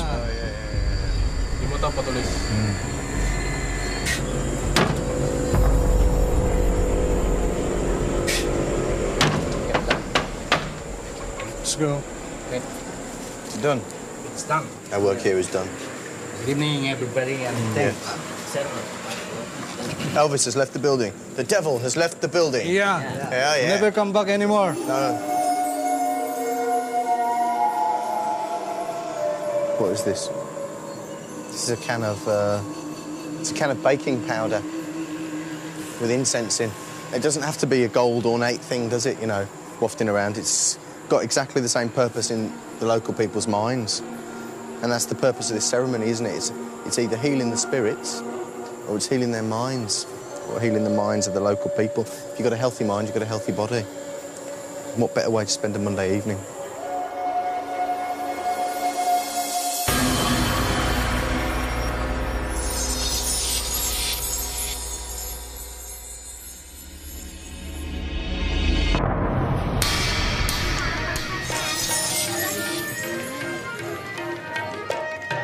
There are tales from Rajasthan in India of the miraculous healing powers of the Bhavai folk dancers. It's said that their ritual performance could even cure smallpox. I've tracked down one of the last Bhavai troupes still performing in India to seek an explanation for these miracle tales. The performance starts with 3 dancers balancing pots on their heads. Traditionally, they'd have contained water and the leaves from the neem tree.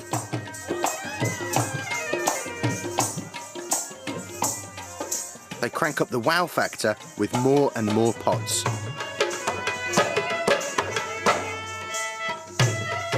The story goes that during the original ritual, anyone who was suffering from smallpox would have been encouraged to take part in this dance.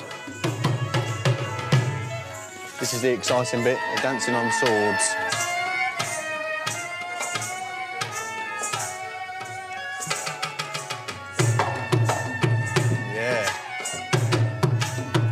Right.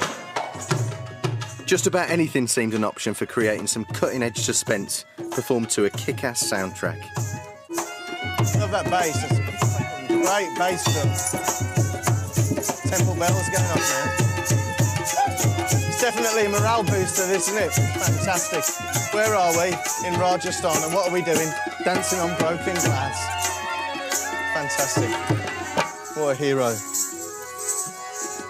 I'm going to get some of those bells as well. They're wicked. Uplifting for the soul, but there may actually be some truth in the miracle cure. As they danced, water would have spilt all over the dancers, particularly those who were new to it, like the villagers with smallpox. नीम में इतना कड़वापन होता है तो वैसे भी अभी भी किसी के निकल जाती है तो हमारे द्वार पे नीम बांधा करते हैं. So he's saying the bhavi is a dance of power and of worship. And also that the neem leaf that's in the pot of water when they dance around, the original guy that invented the dance 300-400 years ago danced around for 7 days non-stop, and the water from the neem leaf dripped on his face and cured his smallpox. Right. So that's why it became a tradition in the villages for them to do this dance to cure smallpox. Scientific studies show us that the neem leaf has got medicinal properties, and so miraculous are they that pharmaceutical companies are now attempting to patent the tree's products. If I had some neem, would it cure me of, you know, I don't know, measles or something? अभी ठीक हो जाएगी बिल्कुल जितने तंदुरुस्त दिखते हैं आप उससे भी ज़्यादा सुंदर हो जाएंगे.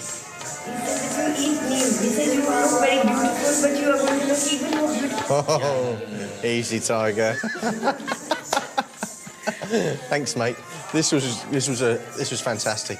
Rajasthan rocks. Yeah. Thank you very much. Yeah, you're very welcome. Thanks, man. Okay. Keep doing up the good work, yeah? Namaste. Yeah, namaste, yeah. Up the neem leaf.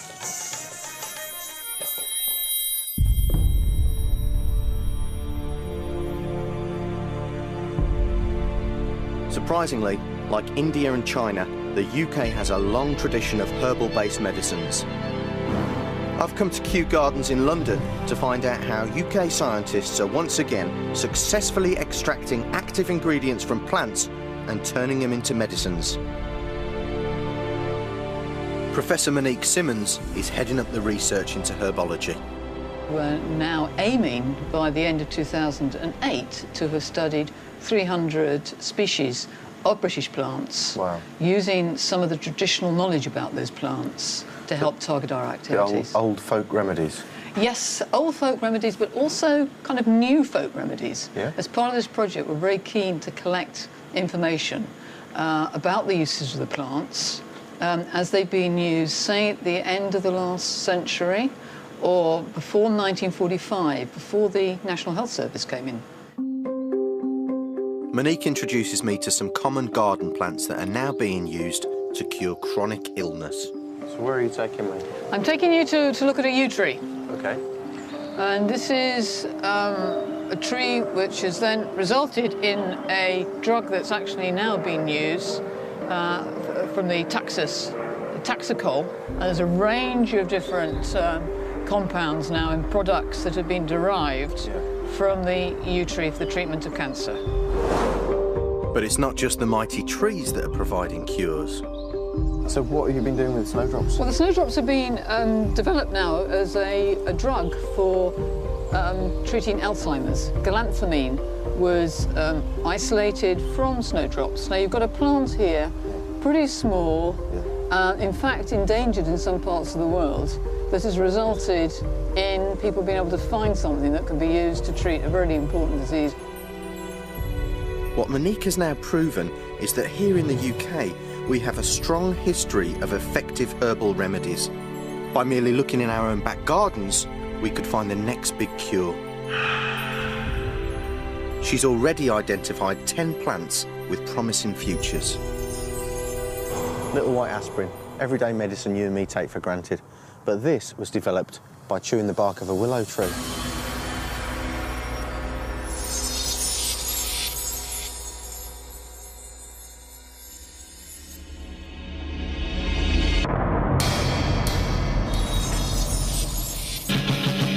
At this festival in Phuket, Thailand, local men of Chinese origin perform extraordinary rituals in an attempt to cleanse their village of evil.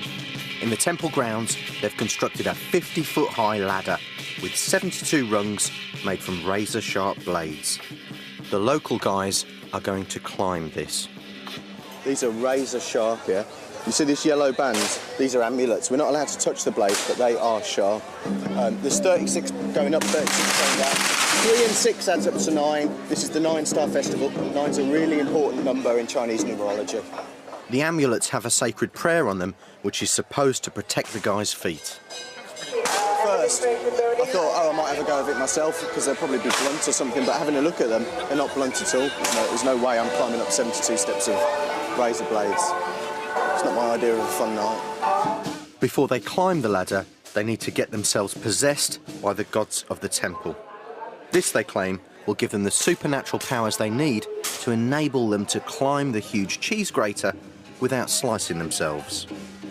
Performing this ritual, they believe, will bring great luck to their village.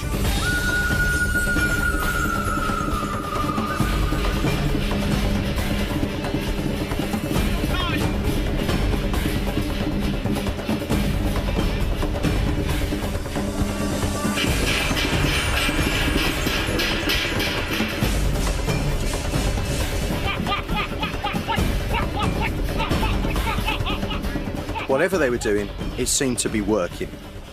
But then I noticed one of them looking worried. Clearly not all of them are convinced that the supernatural powers will protect them. When you look at the second guy, he's sort of semi-conscious, he doesn't look possessed to me, or he doesn't look in the soft like he's safe, he's just coming in and out. And that would suggest that he's going to get cut to shreds when he goes up the ladder. Yeah, he's bottling it and everything. Yeah. He's coming off that.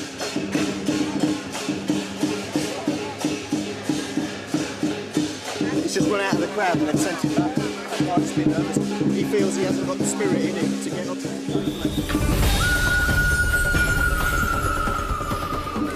That's outrageous, that really is extraordinary. Because I thought the things on the outside, you see these silver bars, he'd be holding onto them and only his feet would be on the blades. But he's got his hands and his feet on the blades, look at him.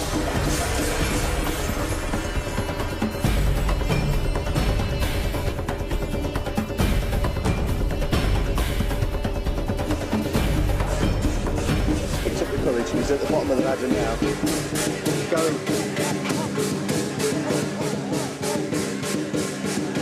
Go on, mate, go on. I really do for this because I know what that's like. Not wanting to do something and peer pressure and makes pushing you into it.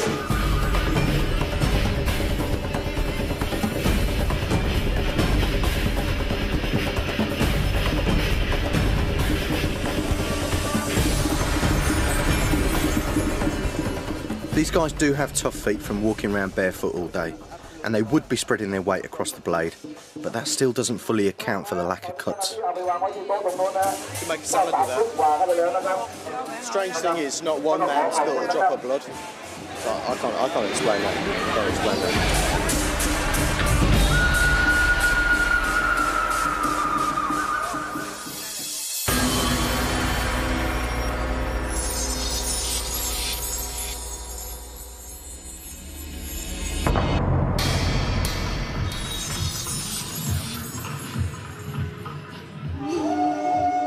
The moon has a powerful effect on the Earth, influencing tides and gravity.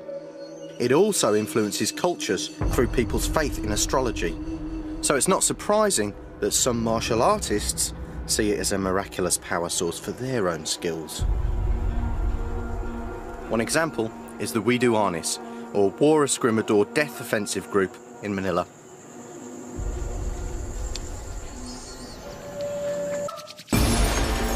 After the ritual meditation and incantations come the fighting skills. It's very different to practice it in the gym. In the gym, you practice the physical movements.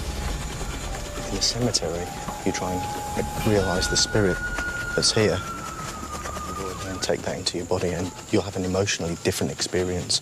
And then you're supposed to take that out when you fight. You use that so you're in a different state of mind. Visually impressive, but frankly, I'm not seeing the power of the moon being channeled to extraordinary effect. But then I hadn't seen the demos. Breaking glass with bare hands. Chopping apples with accuracy. Popping bottle bottoms with a single blow. Culminating in one of Master Frank's students standing on broken glass, hanging bottles from his ears, filling his mouth with 500 thumbtacks, and lifting up a fellow pupil lying on a piece of MDF. All in preparation for Master Frank to smack him over the head with a breeze block. Jesus Christ, salva me, Cristo, Cristo, salva me. Jesus Christ, salva me, Cristo, Cristo, salva me. The moon clearly is having an effect, so I ask Master Frank for a scientific explanation. So how does the moon help them to be able to have the confidence to do these very, very strange things? So number one, the full moon is you get the high energy because of the high tide of the water. Okay. And then after that, if the water is high tide, the blood of the people is very high. So like other students here, you want to try to tie his legs to the car and then just drag him, go down to McDonald's to another car. Really? What? Yeah. Time between two cars? Yeah. Let's all try. He's a small boy. Yeah, a small boy. Time to a car. Yeah. Mate, this is getting crazy. Gosh, really? Yeah. You serious? Yeah. All right, let's go and do so that. that's right. Yeah. Come on, let's try it. Yeah, let's hang him. This 8-stone lad has been volunteered to be a tow rope strung between a pair of 2-ton vehicles. I wonder if they got this idea from Jackass. I personally don't know what this has got to do with the full moon ceremony, but probably another one of those things you don't want to do at home. Really? All right. I'll see you on the other side, mate. You ready? All right.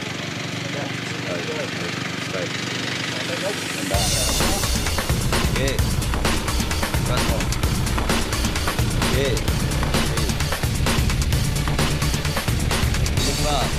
Are you scared? Yeah? I would be as well. Having a good time.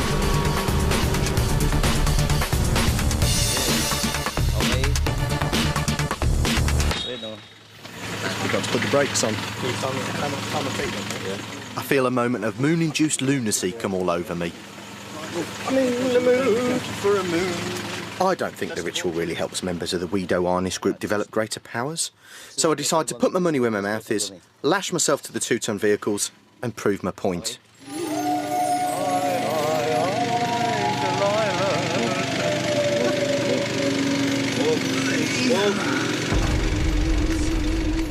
In my experience, the potpourri and mystical beliefs that are added to some martial arts are just about seeking a unique identity, a way to stand out from the crowd.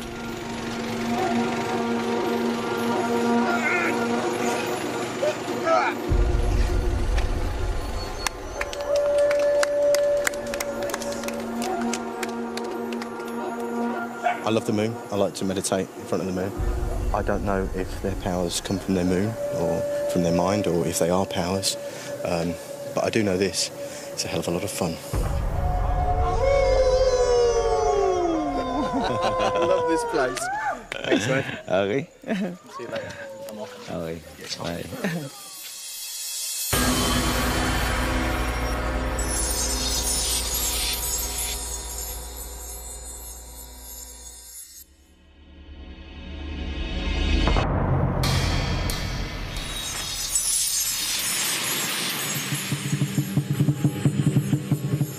Back at the Phuket Festival in Thailand, I decided to take part in one of the rituals. Fire walking. Now, we've all seen coal walking before, haven't we? But, take a look at that, come here.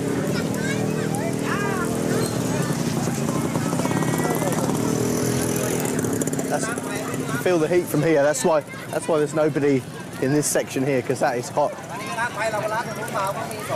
am I going to run across that? How am I going to run across that? Jesus. It's burning me from here. It's burning me from here, let alone getting on it. The reality of the situation is, if I go on that, I'm coming off looking like overcooked bacon. Like crispy bacon. That'll be me in about 10 minutes. I've got to move so bloody hot, let alone get on there with my bare feet. It's now I discover they used 72 bags of charcoal to make this pyre. 72 being a lucky number at this festival. They flatten it a bit, but it's still deep and very hot. In fact, it's about 10 times hotter than any other firewalking pyre I've seen. Looking at that now and realising the depth, I can see that's about 1.5 feet high of burning hot, red hot coal. It's been melting the metal that they've been using to try and straighten it. Well, I need to make sure that I don't go full of my face, basically. The local guys believe, but how am I going to manage?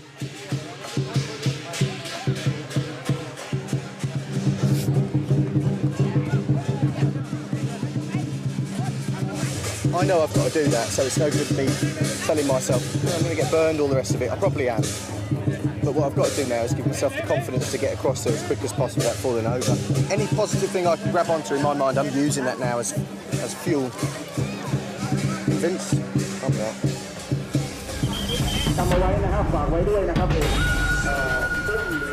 The man in charge notices I'm not possessed like the others, and he worries I'm about to be fried alive.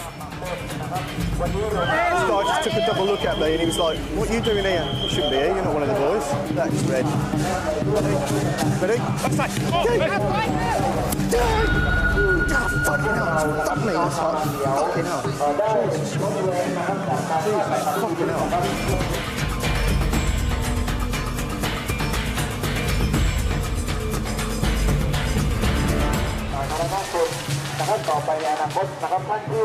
You can't keep them in there for too long because I don't know what hurts more, going on that hot coal or putting them in this bucket of ice. But flesh burns for 20 minutes after you've been in extreme temperatures.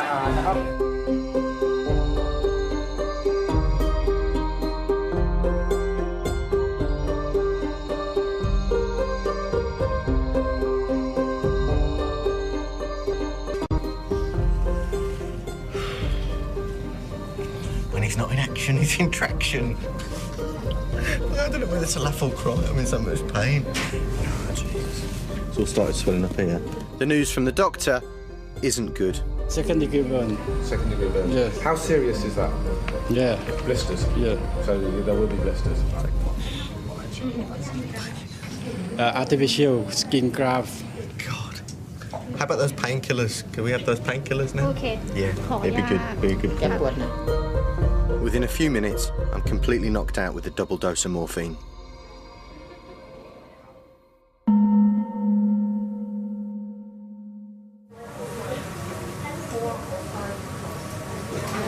I've come in today. This is about 12 hours later after the burns. But I've still got a trick up the sleeve. Cutting open the bandages.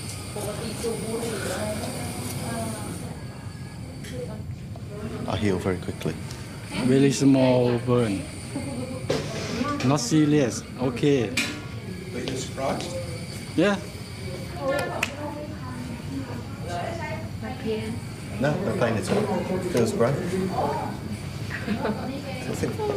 Look, I can moonwalk. I'll leave it up to you how I went from second-degree burns to moonwalking within 12 hours, and all I'll say is power of the mind. These boys show me the God they claim possessed them, and they say he's the reason they didn't get burned. But either way you look at it, I reckon walking around without shoes on all day would certainly have toughened up their feet a fair bit, just like the lads who climb the ladder of razor blades.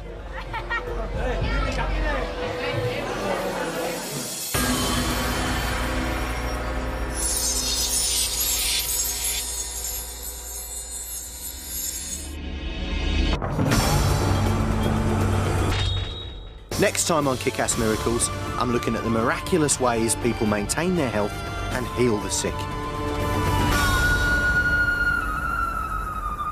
Images to have no difference whatsoever. This picture of the Buddha was something that I could focus on more to help stop the pain. Okay. It's okay? Yeah, it's fine. Good, excellent. Scarred for life.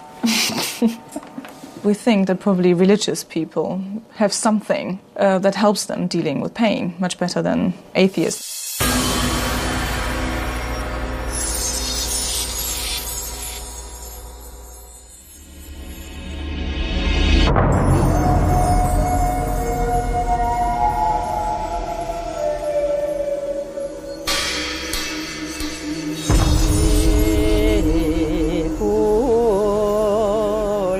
To Buddhist abbot Mu Shim Hua, ghosts and spirits really do exist and result from a sudden and unexpected death.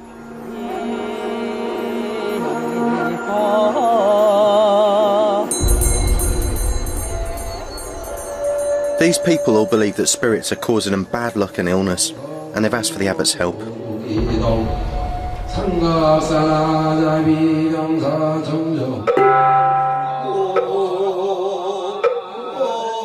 The abbot will perform an ancient exorcism ceremony where she makes offerings to appease the ghosts and spirits and hopefully send them into the spirit world.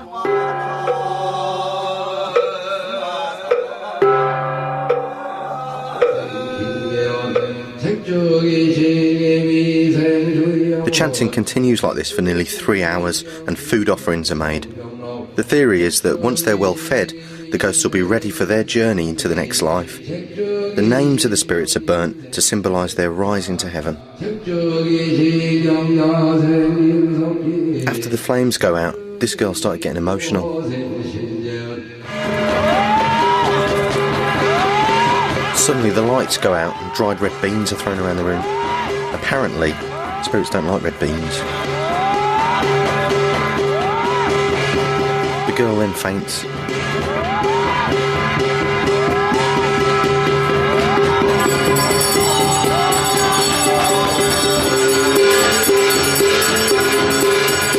She wakes up and starts going berserk, and then collapses again.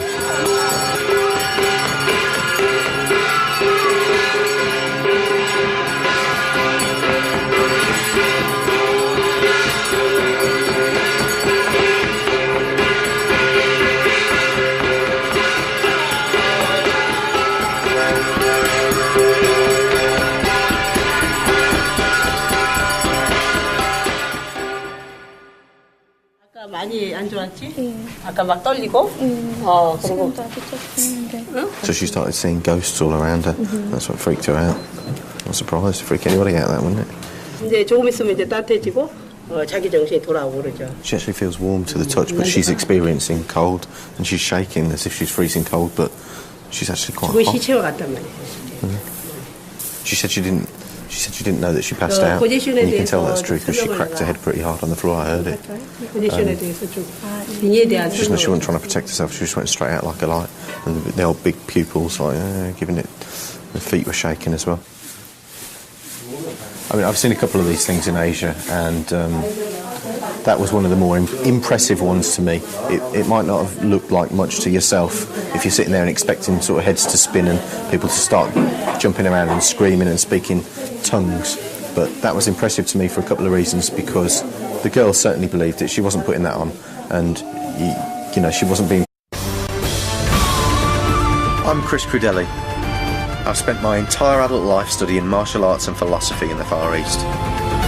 This series is my journey of exploration through that world, meeting people who perform incredible feats of mind and body. Today, I'm going to look at the extremes that people go to appease and invoke their gods.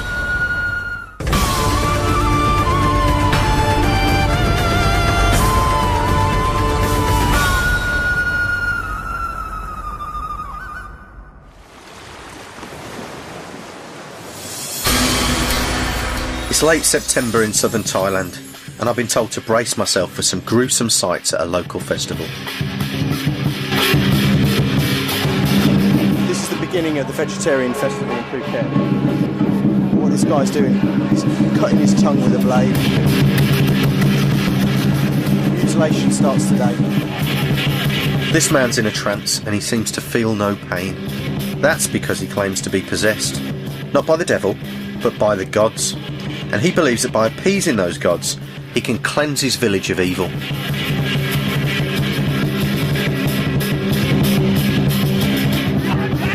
At first, I thought these guys were just throwing the axes around faking it, but then I saw the blood, and I realised they really are chopping into their own backs. As if that wasn't shocking enough, I was told that tomorrow it's going to get worse. I couldn't wait.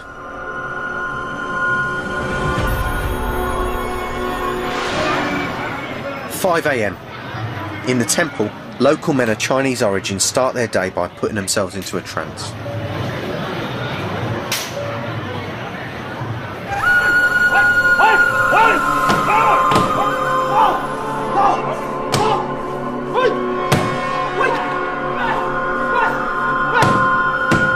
These guys, man, it's absolutely crazy in here.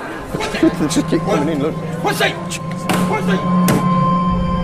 They're going to pierce themselves in order to appease their gods. Look at this, look at this.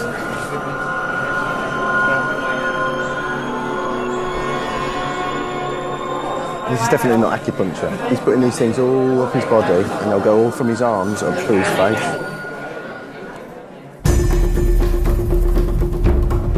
They're everywhere. It's like Amateurville.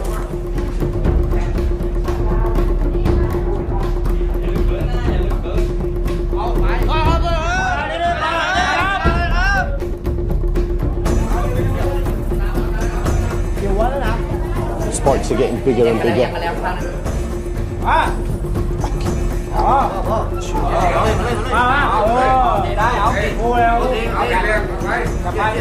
Can't be good for your health, can it? They are in an altered state of mind, and you'd have to be, wouldn't you, to have skewers pushed through your face and sort of almost not feel it. They're sort of displacing their mind.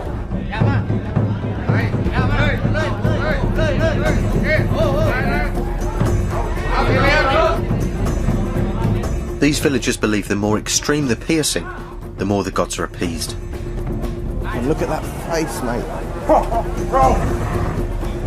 It's a bloke with a huge javelin through his face.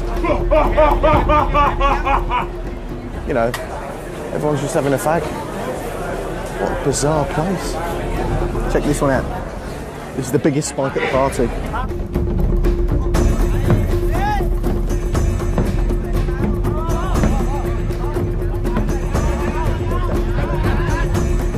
A very common problem, backache.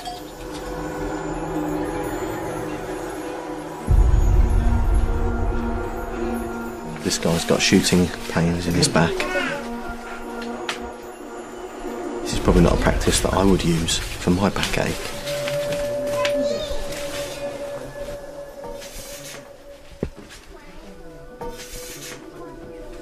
Before the tarot tribe healer begins, he performs a ritual to appease the healing spirits. The procedure can now begin. Back home, this treatment would probably make the front pages. Look at this thing, the hot poker.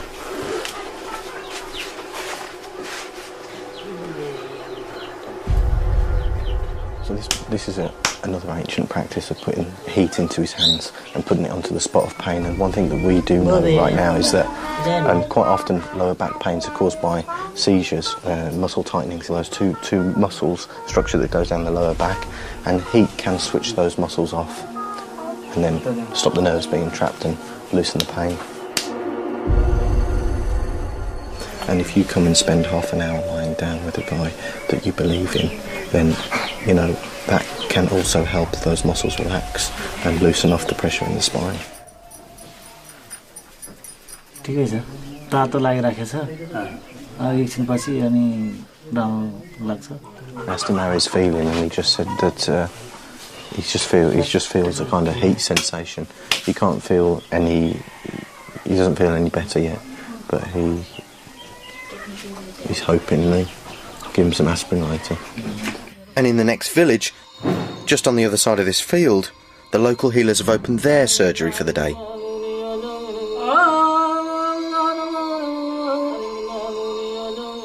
These three fellows here are the local villagers' healers. One of their wives is very ill, and they're performing this ceremony today to try and make her better. What he's doing now is specifically asking the goddesses of the village the reason as to why his wife's ill.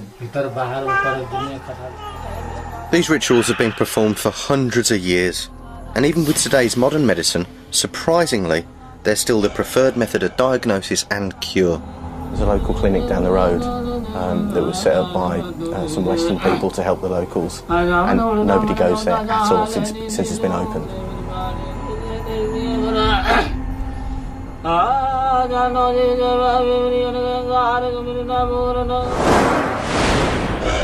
Back in the first village, the healer treating the man with the bad back is using some traditional pain relief. This is the milkweed leaf, and it's called milkweed because it's a weed and it secretes a kind of milk. He's heating this and putting it onto the back, and this, it's said, has a quality of numbing the pain.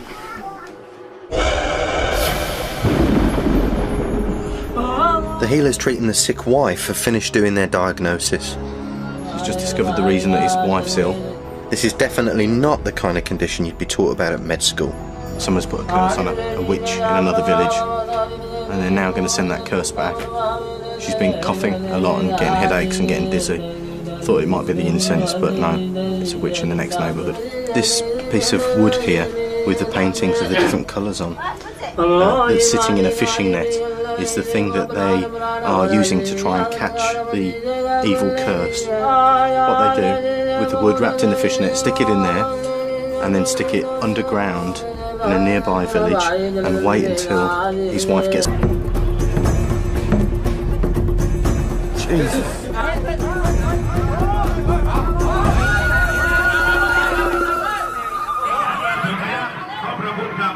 Once everyone's pierced who wants to be, they set off round town in a procession. Look at this, this is the bizarrest one. They've got a turtle spitting out holy water. See on everybody. Look, they're all getting a bit of holy water. Well, let's get a bit, let's have a bit.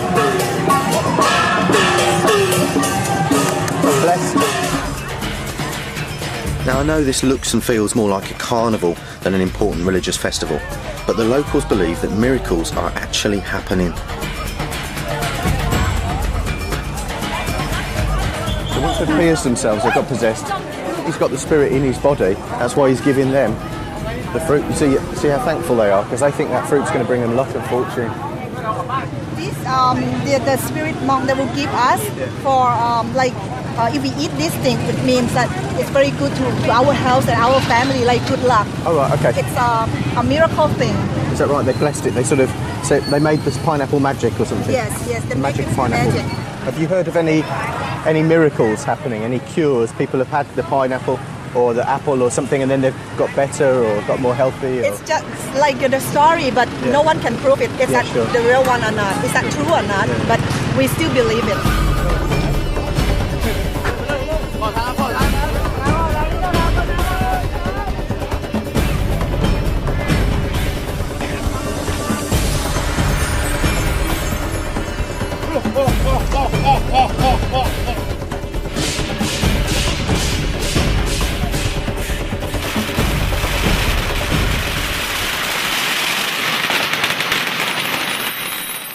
On my travels around Asia, I've met all sorts of strange people who do crazy pain-inducing things to themselves. And here at Oxford University, they think they may have found a reason as to how those people can cope with that pain. Katja Veach is a researcher on the project. She's testing how people with strong religious beliefs respond to pain. The experiment is straightforward. For an hour, volunteers are shown at random either a religious or a non-religious image.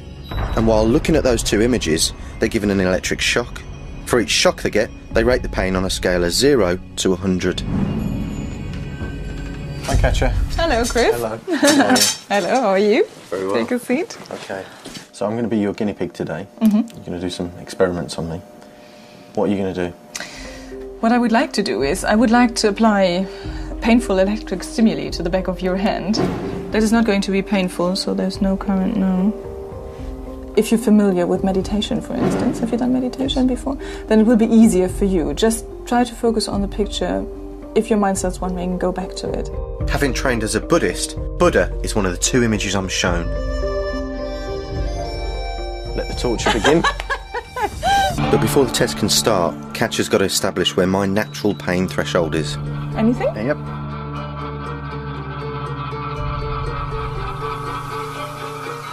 How is it now? Yeah, it's painful. Okay, so if you're ready, then we can start the experiment. We will switch off the light now and start. Yep. Okay, excellent. What underpins this research is the theory that the brain of someone who's happy generally experiences less pain. And as a Buddhist, I should find that this image is more comforting, while this image is of no help whatsoever. And after each image, I have to rate how much pain I feel.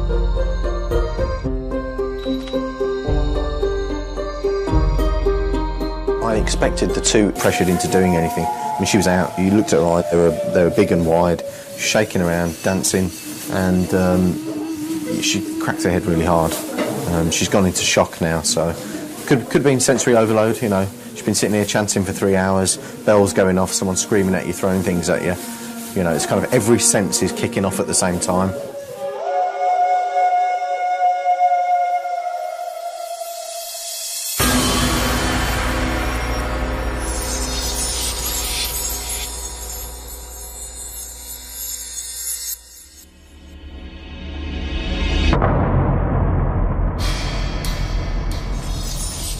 What do you usually do on a Saturday morning? Watch the football? Or play a game with your mates, maybe? Or, if you're anything like me, sleep off the night before? Here in Chamali and the goddess Kali temple, they come down bright and early to appease their goddess by sacrificing animals.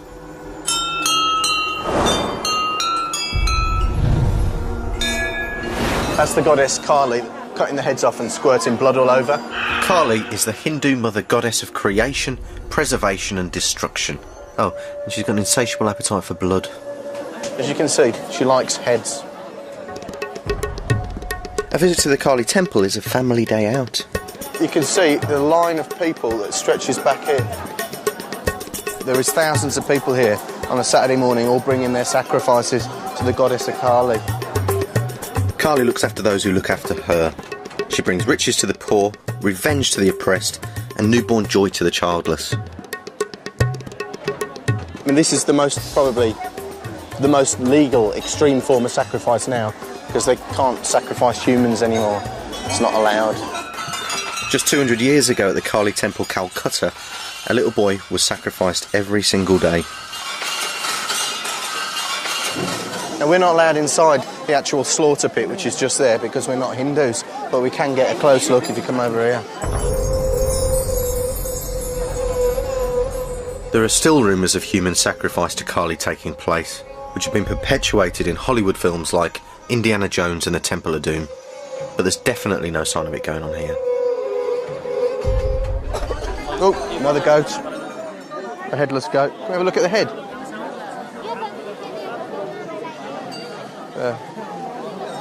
They will eat the goats after they've slaughtered them, so they don't just waste it.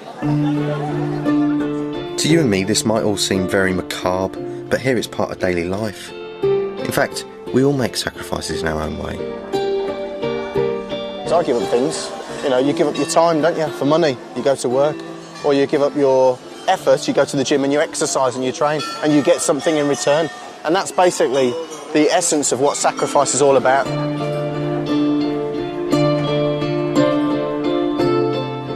There are literally every Saturday morning hundreds of slaughters here.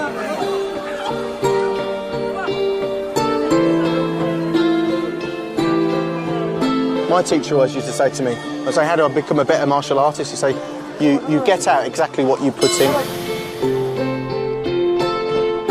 It's that balance. Give something to get something. I don't know if I'd want to slaughter my pets though.